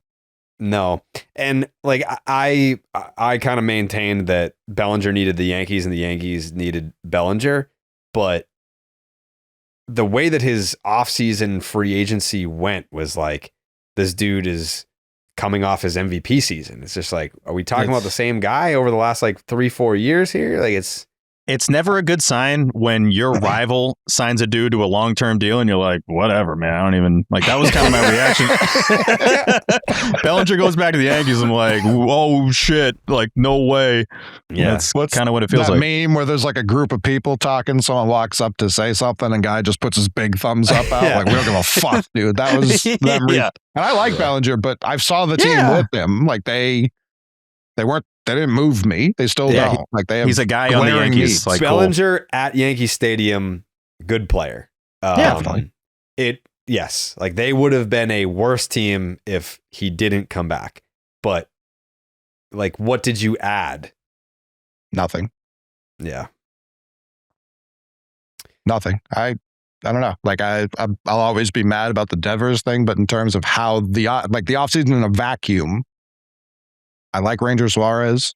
Like I liked other pitchers like as much, if not more, but we got one of the good pitchers. Like I can't really sit here and be like, fuck you. I think that's a good move. I like Wilson Contreras. I think it's a good move. I wanted to ask you this, Coley, because kind of get like a temperature check, because the whole Isak Paredes thing was it looks like, I don't know, it was a weird day yesterday where it was like Houston radio was like, it's happening, and then other people like, it's nowhere fucking close. Do you think the fact that it's being so heavily discussed publicly leads you to believe that it's not going to be Paredes? Not necessarily. Maybe not Paredes. I still think Houston's one of these teams that's done nothing this offseason, unless I'm forgetting something glaring. But sure, but that was, people were like, okay, he's going to be gone in a year. Like that didn't move mountains for them. And like last year, they made the Tucker trade where they got Paredes and Cam Smith. Like I think it's leaking from Houston.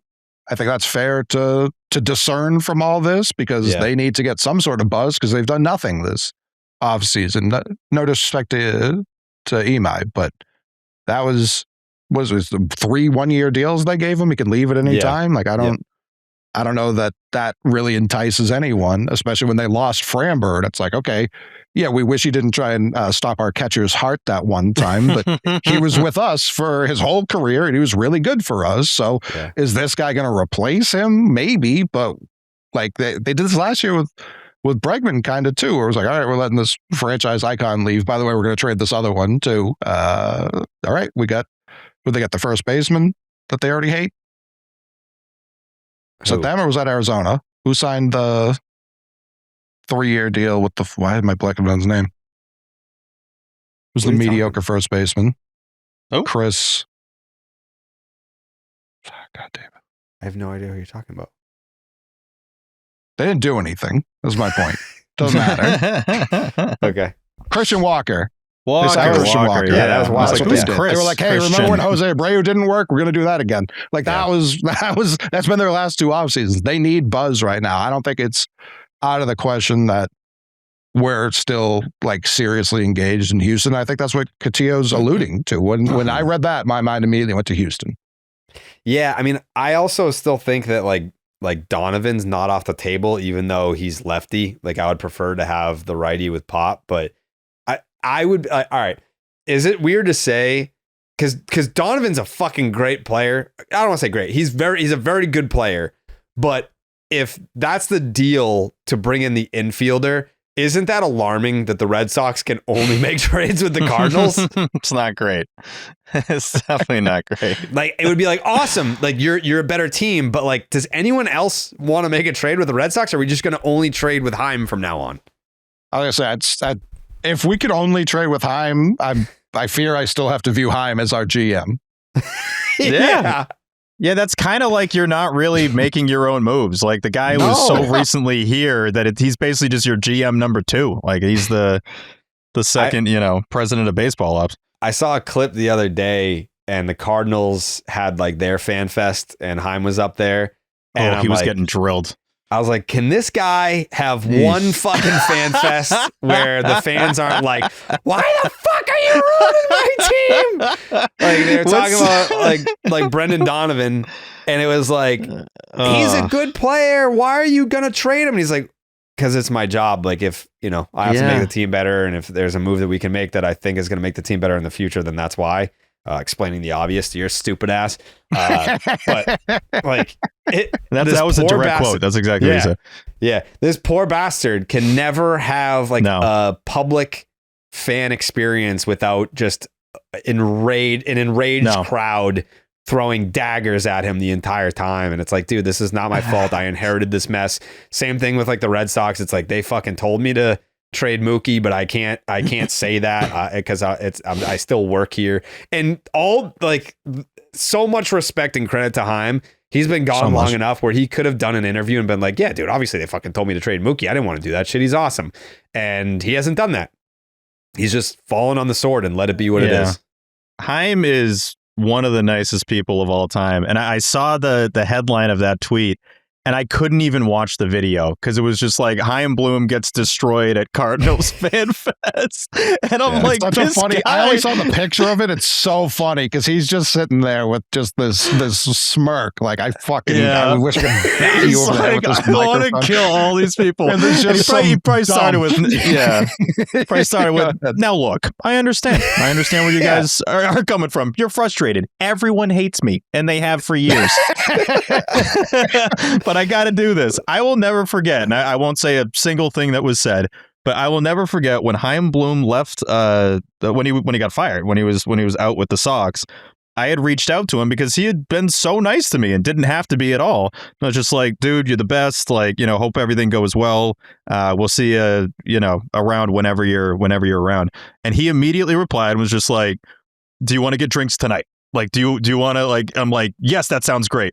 And we went to Buff's Pub and talked for 2 hours, and he was just the nicest dude of all time and answered every single question and was like, so, upfront and everything about it. When was this? This was right after, this would have been, 23? The day he got fired, it sounds like. It was basically like a couple days after he got fired. Yeah. How did I never know about this? He's told this story on the show before. I have said it on here. I believe. But no, I came away from that being like, obviously he didn't owe me that shit. And yet now I see him and he's just still getting killed, like absolutely eviscerated, even though he's being honest. I mean, he saw him on MLB Network maybe a month ago and he's like, yeah, we're trying to make an Arenado deal. Okay. Like we're trying to find a suitor. We're trying to rebuild this club. And he's pretty straightforward. And then he goes to something like that. And everyone's like, you're the worst person I've ever met in my entire life. So he's got to deal with that, which sucks. He's a good dude. Does suck. He's a great dude. I love Chaim. And I'm sure you guys had talks after, right? Yeah, we like still talk here and there. Yeah, I mean, like obviously not as in depth as when he had the Sox job, but yeah, we talk here and there. I remember I talked to him after the MLB draft combine. There was like a couple dudes that stood out, and I was like, do you have this guy on your board? Because you should. But yeah, I mean, it was a raw deal. He got a raw deal, it sounds like he's still getting a raw deal because he's out there trading Arenado and Wilson Contreras and Sonny Gray and these are franchise icons. Like they don't have franchise icons. That's what I mean. That's why it's not the same. Like I think St. Louis is going. I think they're doing it right. They brought him in. He was not the guy as they transitioned into him becoming the guy. This is his first offseason as the guy. He's dealing. I respect it. It does suck from a baseball standpoint, though, because I just like when the Cardinals are good. I like when these places that have great fan bases are good and are in the mix. They've obviously played in some of the most important games of the century. And when we were out there in the St. Louis, it was just, I don't know, the vibes are, I suppose maybe not for that because it was opening day, but even in the 7th, 8th inning, it was kind of emptied out. And then I was, watching more games of theirs this year, just keeping a closer eye because we'd been to the park and no one goes to those games, dude. It is weird. Busch Stadium is like empty to the point where if you're watching one of those MLB Network nights where they do kind of the around the horn thing and go to different games, I think it's Tuesdays they do that. Like it's one of the least attended parks, I think, in baseball, which is just kind of sad, honestly. Well, Cardinals fans will tell you that like we're protesting, like we're trying to hit them where it hurts. And it's like, are you actively, you're diehard Cardinal fans that are actively not going to the games to hurt ownership to send your message?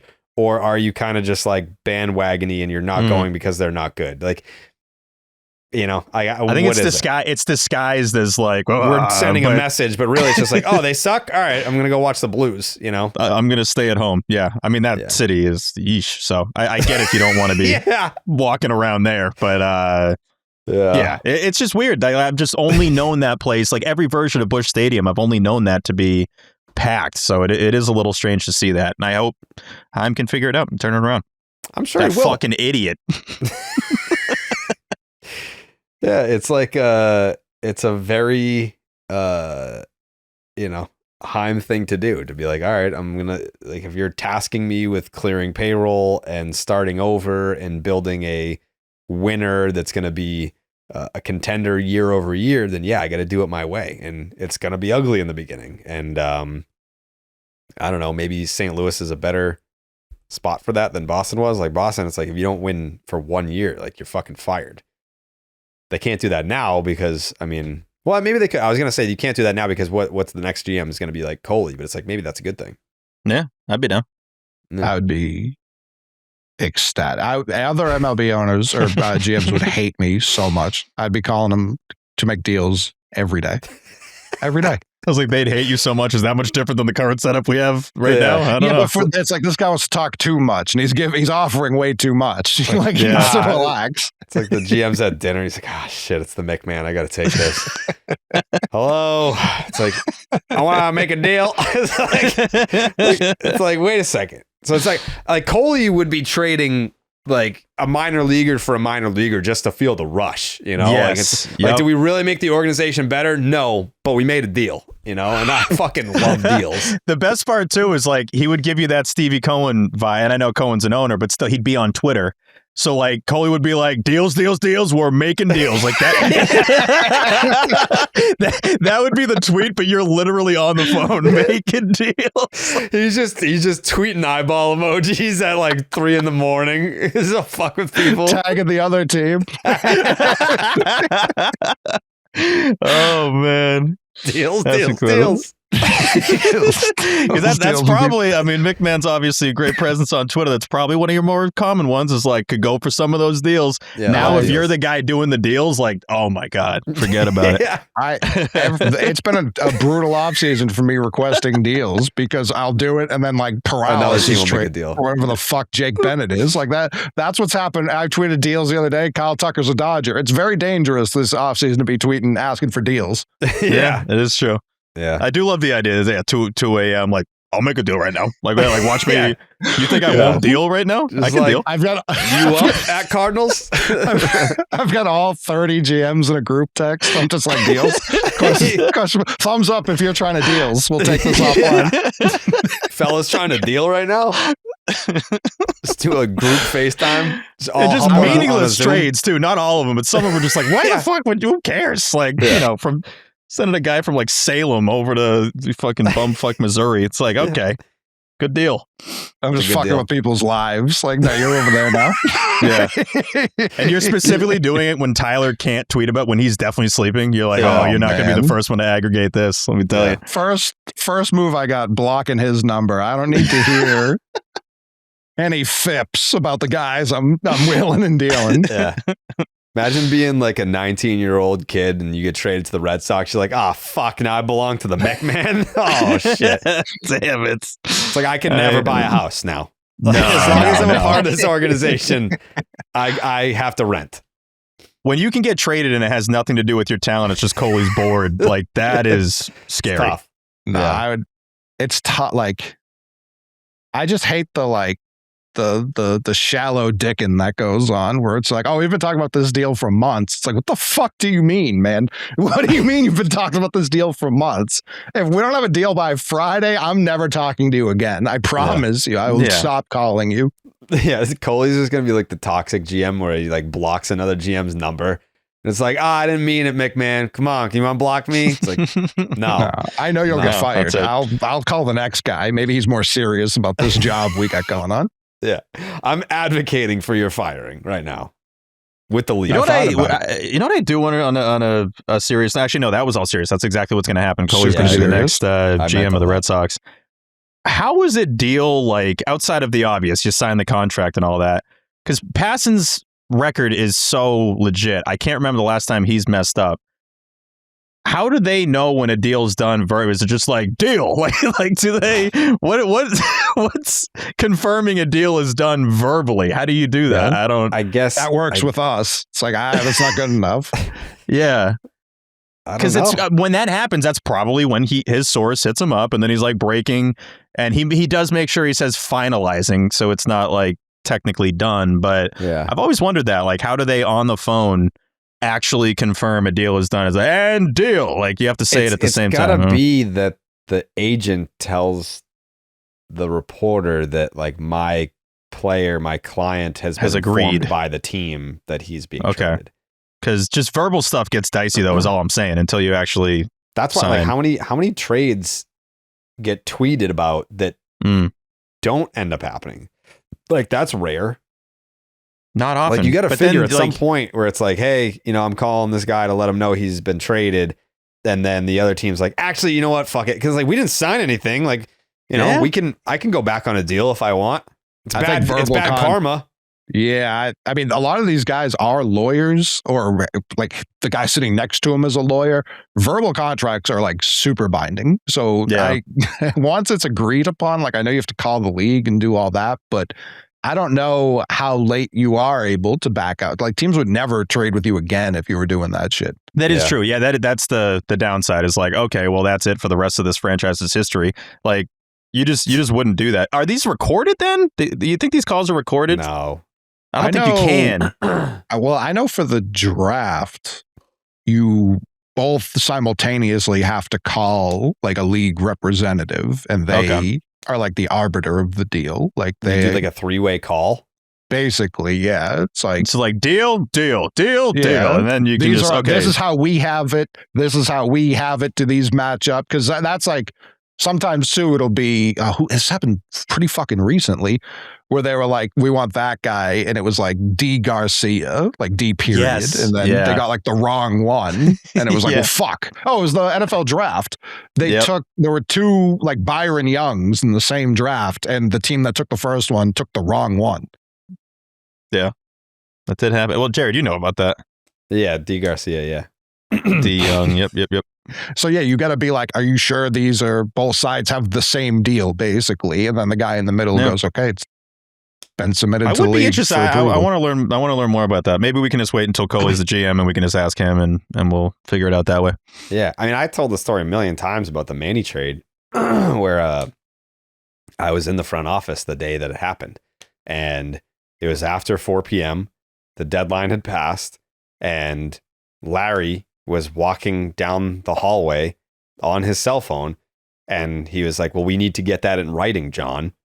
And I was like, what the fuck? And then 2 seconds later, it comes on TV like Manny Ramirez traded to the Dodgers. I was like, what the fuck? It's like it was still being completed after the deadline had passed. So I guess we could like tattle on the Red Sox and go back and revoke the Manny trade if we wanted to. Yeah, I'm pretty sure that means Manny's. I mean, he's still getting paid by the team. Might as well get his services, right? Yeah. Yeah, man. Like, yeah, we can take him back from the Dodgers and put it back on the Red Sox. That trade happened after the deadline. Can't confirm. And is that the right-handed power bat they need? Could be.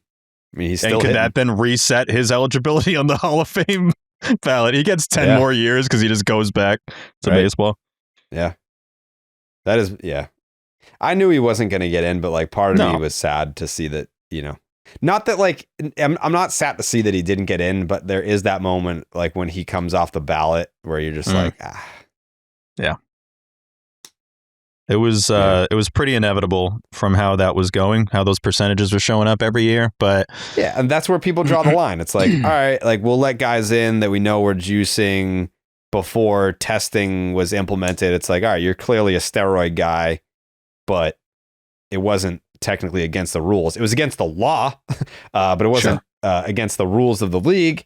And Manny obviously got popped a couple times and he kept doing it. Yeah, he was just like, honestly, dude, who cares? What are you going to do? I will say I was looking at his Wikipedia and I almost forgot how crazy his 2011 to 2021 is wild. Just like his baseball decade that he had in that span. He was the king of Taiwan. Oh, it was crazy. But he was trying to get back into the league like a million times. And they're like, you still haven't served the suspension. He's like, fuck. Like, you're right. And then like the next year, he's like, I would love to play for this team. He's like, you still haven't served the suspension. He's like, all right, I guess I can't. But it's like he kept trying to show up to the club after he got kicked out. And they're like, you're still not going to work, buddy. Why do you have to be signed by a team to serve the suspension? Can't you just like, I don't think you can just serve it in games. Yeah, like you're serving games versus days. It's like, well, team won't sign me because I'm suspended for a season. It's kind of like catch-22 you've got me. It really is. It's like, you got to sign me so I can serve these games. It's like, well, he's serving the time by not being signed. It is a little backwards. Yeah, but you should be suspended for days, not games. Yeah, that is fair. It's just crazy because you have like the 15-year suspension. So basically, because he gets suspended for 100 games. I think it was... The reinstatement stuff was like, yeah, we're not going to reinstate you unless you serve the suspension. He tries to play for the A's. I think that's actually when he served the 50 games, if I'm not mistaken, because he was eligible to play, but he just wasn't super great. I thought it was, well, he played for Tampa. Tampa's when he got suspended. So then it was 2012. He needed to serve the 50-game suspension before he could play for the A's. He was eligible to come back on May 30th. With the River Cats, he hit .302 with no homers. On June 15th, he requested and was given his outright release by the A's. And then he was with the EDA Rhinos in 2013. Was in the Rangers system that year, the Cubs system 2014 to 16, the Cotiyo Fighting Dogs in 2017. The Auckland... Wait, the Fighting Dogs, the Cotiyo Fighting Dogs... I believe that was the contract that he signed where like free sushi was part of the deal. Yes. Probably. Yes. Let me see if I can find that. We got to confirm that, please. I know I blogged about it. In 2020, he expressed interest in playing winter baseball for the New Zealand-based... Is it Auckland? Auckland? Auckland. Auckland Tatara of the Australian Baseball League. They deleted all my blogs. That's stupid. No, I'd be kind of pissed about that. Yeah. It's a lot of writing. The headline was Manny Ramirez's contract with the Cotiyo Fighting Dogs in Japan includes unlimited sushi and optional practices. It's crazy. I don't think they deleted the blog. They deleted that link, though. So the blog would be on there. It just probably wouldn't be under your name anymore.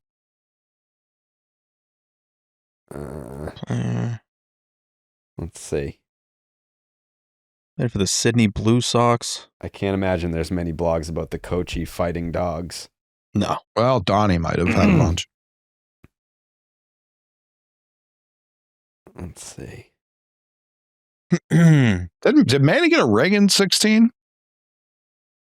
He was the like player coach for AAA in Iowa.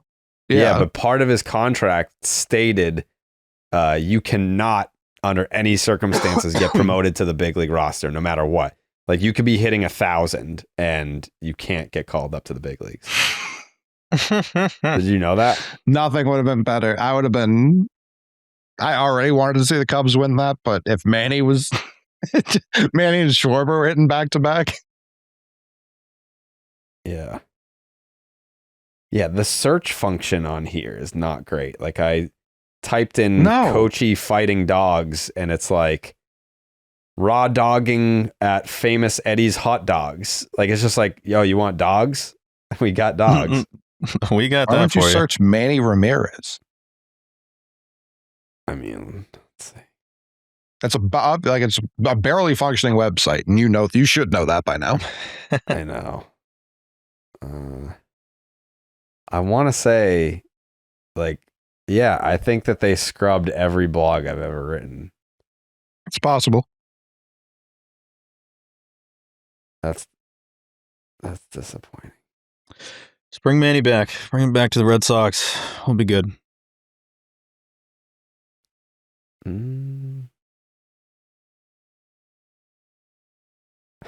I don't.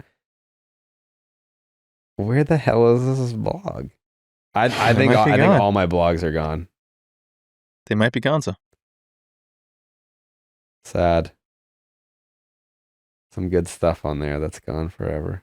Do you guys remember where you were when the Manny news broke? I remember where I was. What Manny? Which Manny? The initial suspension. The initial, like when he was with Tampa in spring. Was it in spring training? Yeah. In like 2011, I think. No, I don't. Okay. No. I was at Endicott during like the longest class of all time, and I'm like, you gotta be kidding me. This is terrible. What class was it? I forget the class, but it was one that you can take once a week, and it's 3 hours long. So you didn't have to take it like multiple times, but it's like a 3-hour class. It's just brutal. Brutal. But yeah, that sucked. I mean, Manny, I feel bad for people that listen to this program and did not get to watch Manny Ramirez play for the Red Sox. It was one of the best fan things you could ever ask for. And not even just his playing, but all the stuff that came with it. And now it's, I don't know. How is he going to make the Hall of Fame? I get confused with these committees. I'm not going to lie. Like, how many do we have? Is it just one? I don't really get how these guys are getting in after they serve the 10 years. But I don't think Manny and A-Rod, maybe A-Rod, but I think like what they did is such a clear distinction from everyone that was before that. How so? Like for all the shit I hear about Ortiz, you would think he would have gotten pretty awful pretty immediately instead of continue to be good for the next 14 years. Like, and great, not even good, like as good as he had ever been. Them continuously doing it and getting popped like long after the rest of the league had stopped, I do think is super different. I don't care like the morality of it. I don't give a fuck. Hall of Fame, I understand those arguments more than the Clemens and Bonds ones. Those ones I don't understand at all. If you're going to let other guys from the era in who are questionable at best. Yeah, it does suck that, you know, even if it was late in his career, it just kind of taints everything, which is the worst. I've never really looked at it like that. Like, you can make a fair case that he just wasn't doing this like for a long stretch of his career and then wanted to extend it as long as possible. And that's when he got popped. Yeah. Yeah. No, I don't think it's, like I said, I don't care about the morals of it. And I think you're probably closer to right. It was just to extend the end of his career. Like, I don't know, if you remove his last 3 years, what do you see? He still has 500 home runs, probably? Like, how many do you even hit? Probably, yeah. I can't think he had many at the end. 556. Oh, then he's way over 500 if you remove like the last 4 years even. So that, to me, like, I get that side of it, but I do think if you're like clearly, because he got hit a couple times, right? Yeah, he got popped twice, I believe. Yeah, that's where it's like, all right, there you go. Even if you had just done it once, maybe I could see it. But like both guys getting legitimate, like Melky Cabrera, obviously nowhere near the talent to be in the Hall of Fame. But when he was doing it, like long after the rest of the league had stopped, it was like, you're just an idiot at this point. Even Tatis, like I'm like, you definitely need to know way better, like way better. Yeah, the Tatis one is tough. I mean, with Manny, it's also like what he did in that 10 years after he got popped made it so clear that he was taking performance enhancers to extend his career as long as possible. Because this guy wanted to probably play to. He's like 50 years old. Like he's still. I mean, there's a story every year that pops up of like Manny trying out for the Yabba Dabba Doo Tigers. Like there's always some new thing with Manny Ramirez. So I do get that. It's just the timing blows because then the people that, you know, whether it's Yankee fans or whatever, that didn't like Manny. I don't know if that crowd's super big, but it just sucks when someone that we loved so much, like he was the poster guy on the, you know, on the door. Like he was the guy that you just love to watch play. And now some of that gets questioned, which blows. And now we have to deal with this with the Hall of Fame stuff. It's like 38% for Manny Ramirez. I don't even this think guy's like, so good. There's nothing to question. Like we all know, but does it take away, like it doesn't like tarnish the memories for me? I don't think so. And I actually don't think in the baseball world, it's like, I don't think they've tagged that on him for his prime years. I haven't seen a lot of that. So I've never seen that. No, which is good. But at the same time, it's just you don't want one of your favorite players ever to have that's like their lasting memory at the very end is the steroid thing. Like we all love Manny here. It's not a competition or anything like that. We all love Manny. But like when I think Manny Ramirez, baseball's like so far down the list. What? Like him as like a human. Oh yeah, yeah. Like him high-fiving people. Like it happened on a baseball field, no doubt, but that wasn't baseball. Like then the dingers come. The dingers are like fourth. Him having like headphones in out there to the point. Him getting like song lyrics banned from walk-up songs. Like he came out to every day, and they were like, we can't play that. Yeah, that's not really going to fly here. To Coley's point, I mean, this guy hit 555 home runs, and if you type his name in Google, I bet most of the first images you see are not him hitting home runs. It's like him with the Jeter sign at the parade. It's him coming out of the green monster. Yeah, kissing him there. Yeah, it's him doing goofy stuff. So like I think he wore a Yankee hat, right? I'm pretty sure he wore a Yankee hat. There's always where like if he that's why Yankee fans never really talk shit about him because it was like, well, he Bronx boy. He literally grew up outside. He grew up right there. Like we could see his house from the stadium. That's where he lived. Yeah, I don't get starstruck, but like. When I got to meet him this past year, like and interview him, it was such like a surreal moment. Like I could like, who's the biggest star? And like, I don't know. I guess if I got to talk to like Shohei, it would just be like, this is just a guy. Like, yes, like I understand how awesome he is, but like I'm talking to a human being. Like it's just a guy. But talking to the people that were, you know, celebrities and heroes when you were a kid, it hits different even as an adult. And I was like, I can't believe that I'm speaking words out of my mouth and that they're being listened to by Manny Ramirez that are prompting responses that are coming back at me. Like I'm hearing Manny speak and it's in response to the things that I'm saying. It was a very like, what is happening kind of moment. I'm sure like the last person remaining is Nomar. Like when I would stumble over every word. I wouldn't be able to get a sentence out. I need it to be in person though. Like that's the thing. Like he's out in LA. I think it wouldn't hit the same if we did it like over Zoom or whatever. Like I can't do it over the internet. Like the Nomar one, when it does happen someday, it's got to be in person. And that's like the last, like I guess like infinity stone for me to be able to be like, I can't believe I even had a conversation with that person. Like obviously Barry Bonds is like my white whale for an interview and I'll take that however I can get it, whenever I can get it. But I mean, it's Nomar. Like he's the guy.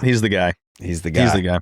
There's not many. I mean, we've been lucky enough. Obviously, Jerry, you've interviewed a lot of these guys, but we've been lucky enough to talk to a lot of athletes and have them on shows. And to the point where I don't think, especially now and even in like the late 2010s, it didn't even feel that weird. Like there wasn't any nervousness or any of that. It's just like, all right, that'll be cool to have so-and-so on. But there's a small list of guys where it's like, holy shit, I missed it. Jerry? In 2019, we interviewed Pedro and you were shaking. I was nervous because I thought we weren't recording. Remember, there was like issues with the recording. Yeah. I was nervous that we had a bunch of people looking at us and we were fucking up. Genuinely. We didn't, though. I've interviewed Pedro like 8 times now, so I'm not. Yeah, but But anyway, my point being, when I got to meet Ken Griffey Jr. in 2016, I was like, that was a big day. Like, you're saying words back to me? This is insane. Could not believe it. But still never met Griffey. Oh, he's coolest guy ever.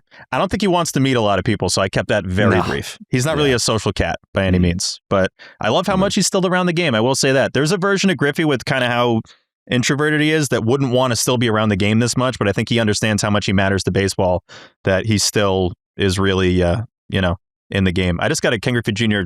Cardboard cutout. I'm really excited about it. Is it like new or is it from the time? It's from 98. Yeah, it's Upper Deck off of eBay. Yeah. How much was it? Are we at time? How much did that go for? How much was it? It was $120. It was $120. That's not terrible. Okay, what do you think it was going to be? Because it was actually $140. But what did you think it was going to be? I thought it was going to be at the twos. I thought you paid in the twos. Okay. No, I didn't ask for much for Chris. Like, what do you want? I'm like, just give me eBay gift cards. And then I just basically spent them all on a Ken Griffey Jr. cardboard cutout. eBay gift cards? Oh yeah, big time. Big time. Yeah, that makes sense. A Drake May rookie and a Ken Griffey Jr. cardboard cutout. Very excited with my purchases. That's pretty cool. Yeah. So I think I'm getting a condo relatively soon, so that's going to be in the new studio. Pretty pumped. Yeah. That's cool. Where? You thought it was going to be in the twos. Where? Yeah. Weymouth. South Shore still. Yeah, South Shore. I pegged you for someone who spent in the twos due to, again, you've had 29 DoorDash orders in January. Like, the funny thing is, like, when you had asked that, I felt good about saying 29, and then I like re-looked at the date and was like, man, it's more than the date. But it's March, right? Yeah. Yeah. It says April 21st, right? We got a game tomorrow night. But yeah, we'll try to bring it down a little bit. We'll see. I don't know. Just keep everyone honest. Yeah. The pace is 474. So we've cut down. It's bad. Or it might be 447. I think we've cut down about 200. That part's good. Let's see. I'll tell you right now. Wait, did we call T or no? He's definitely sleeping by now. Didn't call T. You're on pace for 474.5. Okay. We'll round down 474.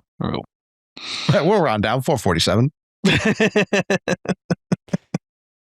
Yeah, that's horrendous. It's not great, but it's it's cold out. We're working on it. We're trending in the right direction. See, Coley's being very positive here. He's being very supportive. I don't know if I've ever gotten a lot of supportiveness from Jerry. Well, I'm honest with you, and it's bad.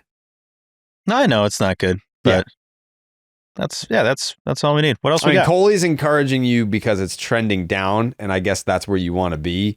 But like ultimately, at the end of the year, it's going to be bad. Oh, we got more to go. We've got more to. We're not done working, but we're working. Yeah, 100%. We're putting the work in. I also gotta chop some lbs. So these are coinciding. These are definitely going to happen at the same time. You're dieting too. What's that face? I don't have a face. Okay, I'm making a face. I got to get sub 2 again. I haven't been sub 2 in a minute. Yeah, sub 2. Mm-hmm. What are you at right now? 212.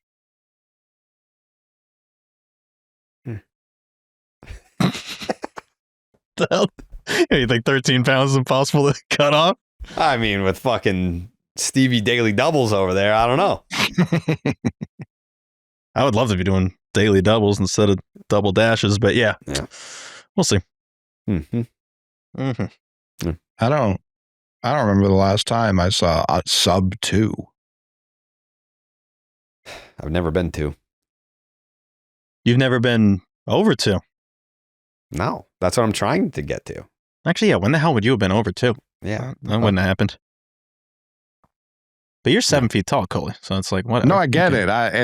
I've been in tremendous shape, but even me in tremendous shape is like 225. Yeah, I was going to say, if you were 200, you would look sick. Yeah.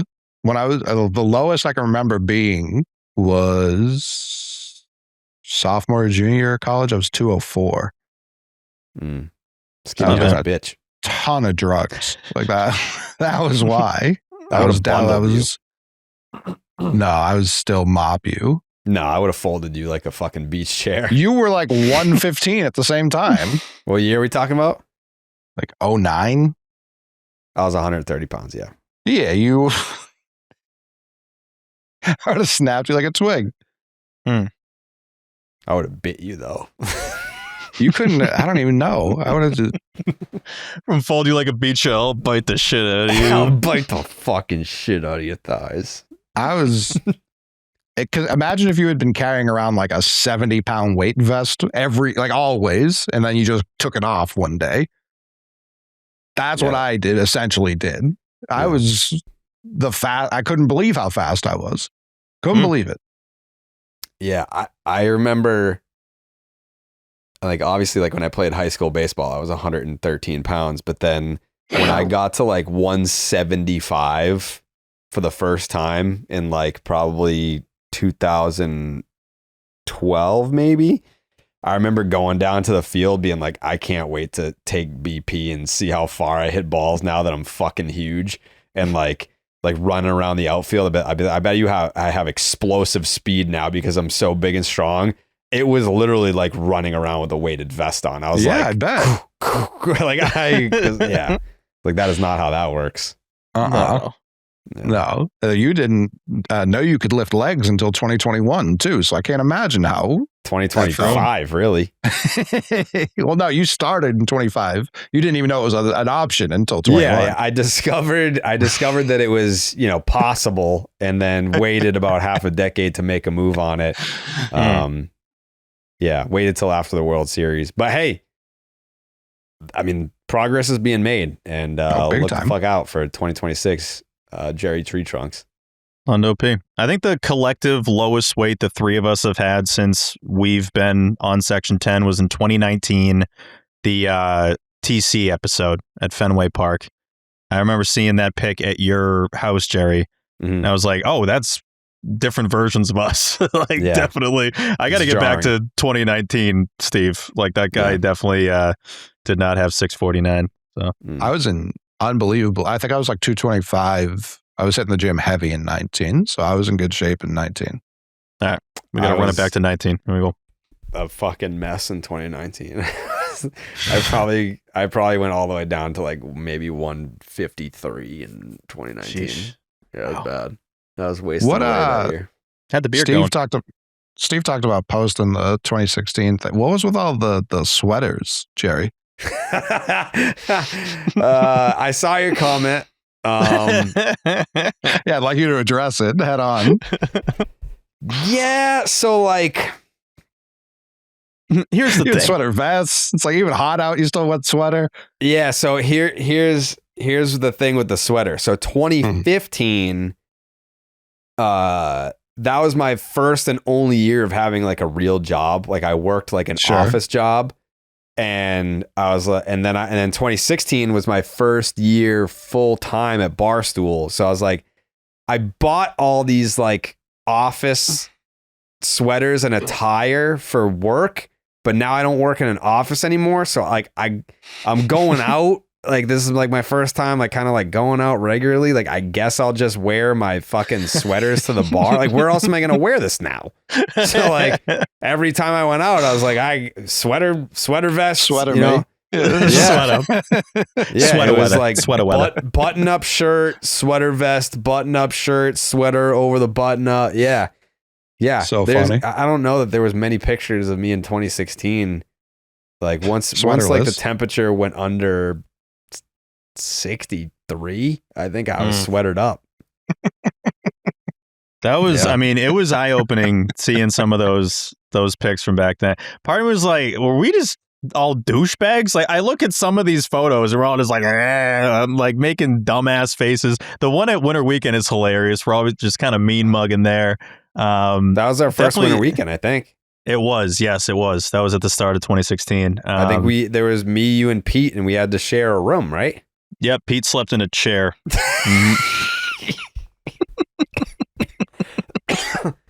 Yeah.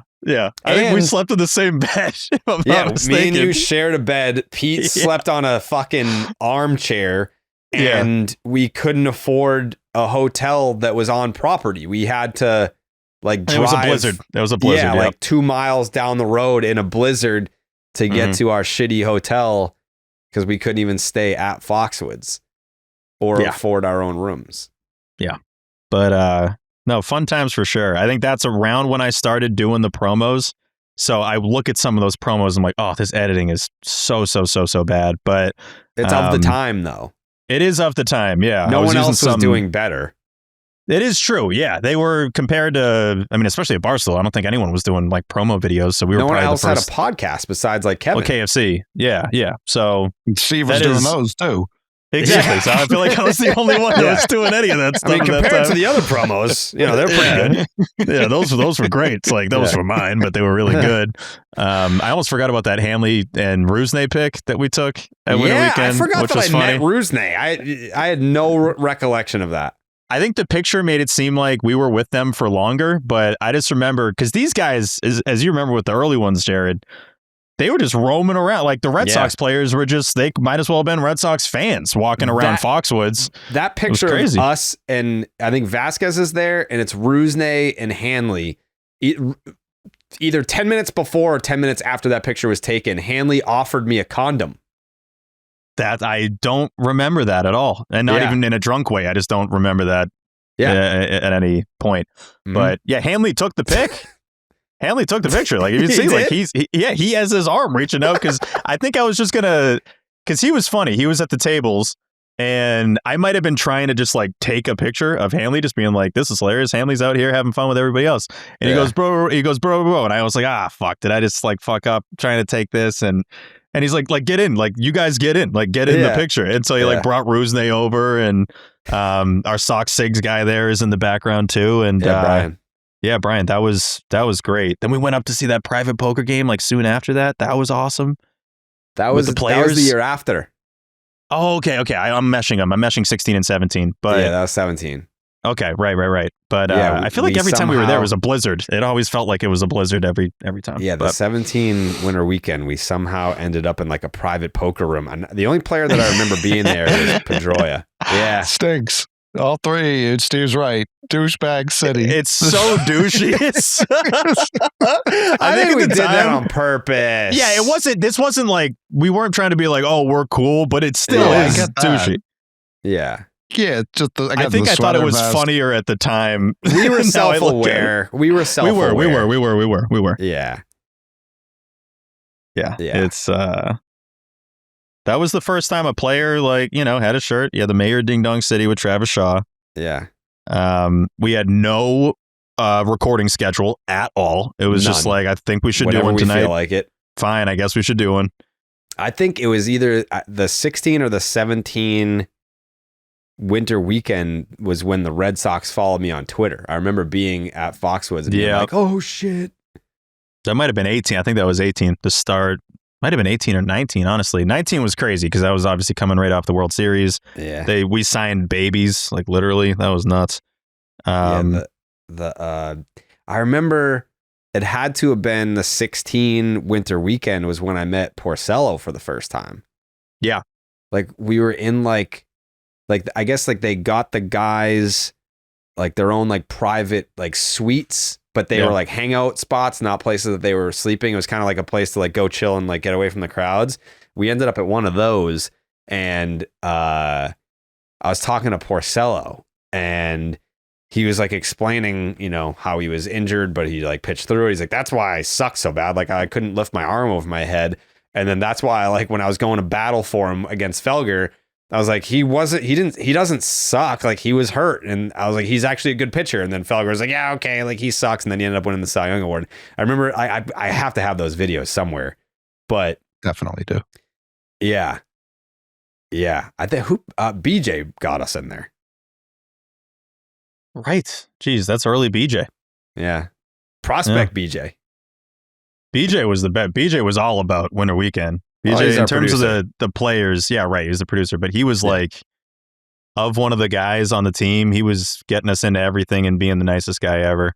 Ryan Hannigan was nice too. I remember that. And he was just handing out beers. He was good.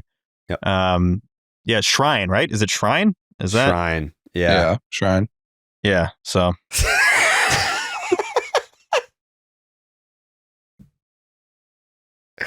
I think that'll do it. But yeah, that was definitely a place that existed there. Ooh. Yeah. Yikes. Ooh. Yeah, the Shrine was like that was like the first kind of introduction to Matty Barnes. That was pre Matty Backpacks. Right. But it was like the first time hanging out with Matt because he's a Connecticut guy. So like he had all of his friends there because they were local. He basically ran the place. Yeah. Yeah. Those were different times. Way different. Way different. That's for sure. People are like, "Oh, Steve, you looked younger." I'm like, "Yeah, I was 10 years younger." So that's probably why I looked younger. Yeah.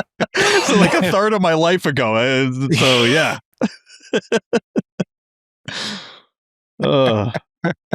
I think people think I'm bald. I'm not bald. I'm just losing hair in the back, guys. All right, like calm down. Why don't you go to Turkey? I might have to, honestly, because I have enough in the front that I think I can still save it. But you would be the asshole that gets a hair transplant and still wears a hat every day. Yeah, probably. You're probably right.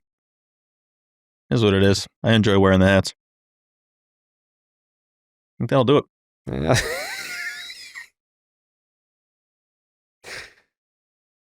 I will say real quick, this has nothing to do with Winter Weekend. There has never been a video I think I've seen that I knew Jared was going to like immediately more than the Peyton Tolle video of him just like, just flipping out. I'm like, this checks all the Jerry boxes right here. I love Peyton Tolle. He's awesome. I would love to get him on the podcast. Yeah, maybe I'm like nervous to slide in his DMs. He's done other shows this winter. Huh? I know he has, but I don't know. I get nervous still. He DM'd us. He replied to this video. What do you say? Is it? Should I not be saying what he says because it's in the DM? So I don't. Oh, all right, then don't. It's funny though. What do you say?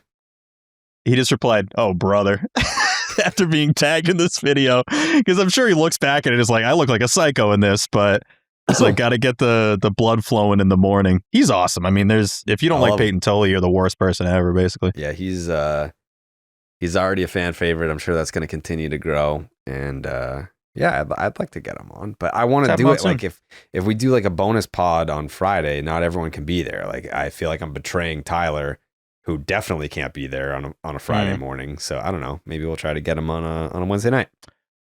He also would be so good in person too if we want to just save it for the season. But yeah, we can save it for the season. Okay. Why don't we do that? Yeah, let's do it. Okay, boom. All right, boom. Boom. Yeah. Bonus pod Friday? Yeah. Should we get a bunch of DMs? I'll tell you that much. But yeah, we can guest or DMs, one of those. We can probably do both. Why not? Maybe do DMs with a guest. That's a great call. Yeah. I don't know if we've done that before. Oh, no. But the first guest ever on Section 10 was Rodney from Survivor, because I went to high school with him, and one of the questions was like, if the Red Sox were on Survivor, like who would you pick to win? And then we paused the recording. Like we had been recording for like an hour and a half. And then that question came up, like if the Red Sox were on Survivor, who would win? And then I was like, I don't know, why don't we ask this dude? He was just on Survivor. And he was like, hey, what's up, guys? Like he pretended like he was like there for the whole episode, just not saying anything. And he lives like 90 seconds from my parents' house. So he answered the question and then he left. So I'm pretty sure technically he's the first guest ever in Section 10 history. I thought it was Shoutout Rodney. Who was Rodney. Wasn't there a wrestler that I debuted the same day as that dude? Yes, but that was after. This was like episode 2 or 3. Oh, okay, that's super early then. Yeah. Because if we recorded it in my mom's basement and not Pete's mom's basement, it was either episode 2 or 4 or whatever. It had to be early, because I think Streisky would have been like episode 10. He might have been the next guy. Yeah, this was a single digit episode for sure. Okay. Yeah. Shout out Streisky, because he was a big deal. Still is a big deal. Obviously, he's on SportsCenter every day. But just in terms of our world at that point in 2016, he was the sideline guy. Yeah, he was. Happy belated to Gary. Mm-hmm. He's why I say the what up thing. I think a lot of people don't know that. I've become more self-conscious about birthdays because I remember like a lot of people's birthdays, and I wish people happy birthday. And then the last time I was on Kirk's show, he said that I overdo it with birthdays. So I'm trying to be more selective about who I wish happy birthday to. So that's turned into like not really wishing anybody a happy birthday. So happy belated birthday to Gary Streisky, who did have a birthday recently. Happy birthday, Gary. Belated. Happy birthday, Gary. Yeah. Happy birthday, Jenna. Yeah, happy birthday, Jenna, I guess. Coley, any final thoughts? Just happy birthday to Gary. I think that's what we're all thinking right now. Yeah. I think we're kind of like a united front on the happy birthday, Gary. Yeah. I do love that tone, Coley. Like we're obviously all thinking about it. I mean, he's in our thoughts right now. Like, happy birthday, man. I think that's all we can really say right now is happy birthday, Gary, you know? It's just, he's just at the top of my, I know. I think we'd be remiss to not end the show on a happy birthday, Gary. Yeah. And it's tough, right? Like it's, almost missed it, but it happens to everyone. It does. But this time it feels different this time, Yeah. Kind of thing that you hope to only have to deal with like once a year. Yeah. We're thinking of you, Gary. Happy birthday, man. Yeah, dude, man, don't for a single second think that we're not thinking of you and your birthday. Mm-hmm. So, yeah. I mean, it's with a heavy heart. It's with a heavy heart that we just give a big happy birthday to Gary. Yeah. And we don't ask for much from you guys, listeners, but if you guys could also join in on Twitter and just tag Gary. Yeah. You just wish him a happy birthday. I mean, we're all thinking of him, right? Yeah. We're all thinking of him right now. So just I can't stop. Can't stop. So just take a little time out of your day and think of Gary and just send him a message. Yeah. Jake, can we cut this so it's at the beginning of the show? I feel it's a little like run it again now, just for people who are tuning in late. But I would up front just happy fucking birthday, Gary. Yeah, dude. Please hear like please, dude. Come on. I mean, out of all the things, this is the thing right now. Yes. Oh, please. Not even close. Yeah. So wherever he is, whatever he's doing, whoever he's with, happy birthday.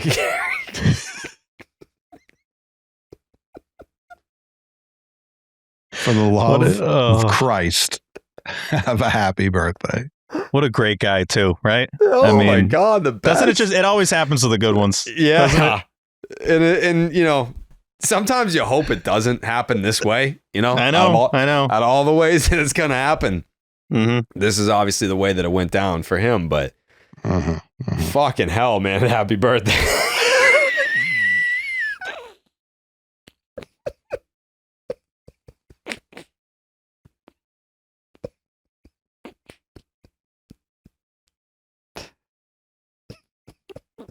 But I mean, shit, man. It's heavy to sit with. It's heavy to sit with.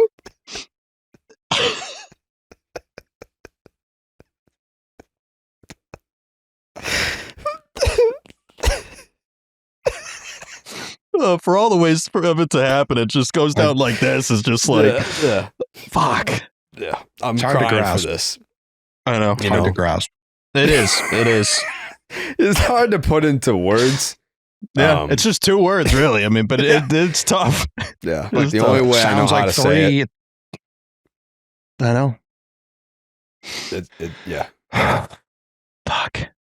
You're just going to try to move forward. It's not easy, but I know. You're just going to try and put one foot in front of the other. And can't be one of those like spend the whole month, on this. Like, no.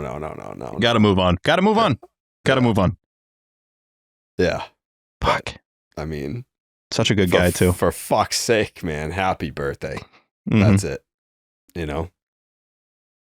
Fuck. I get emotional.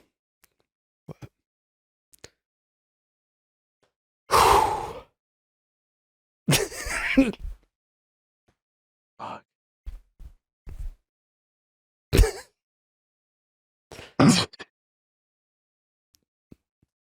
Thinking about you, man. He's the best, Gary. You're the best, Gary. Happy birthday.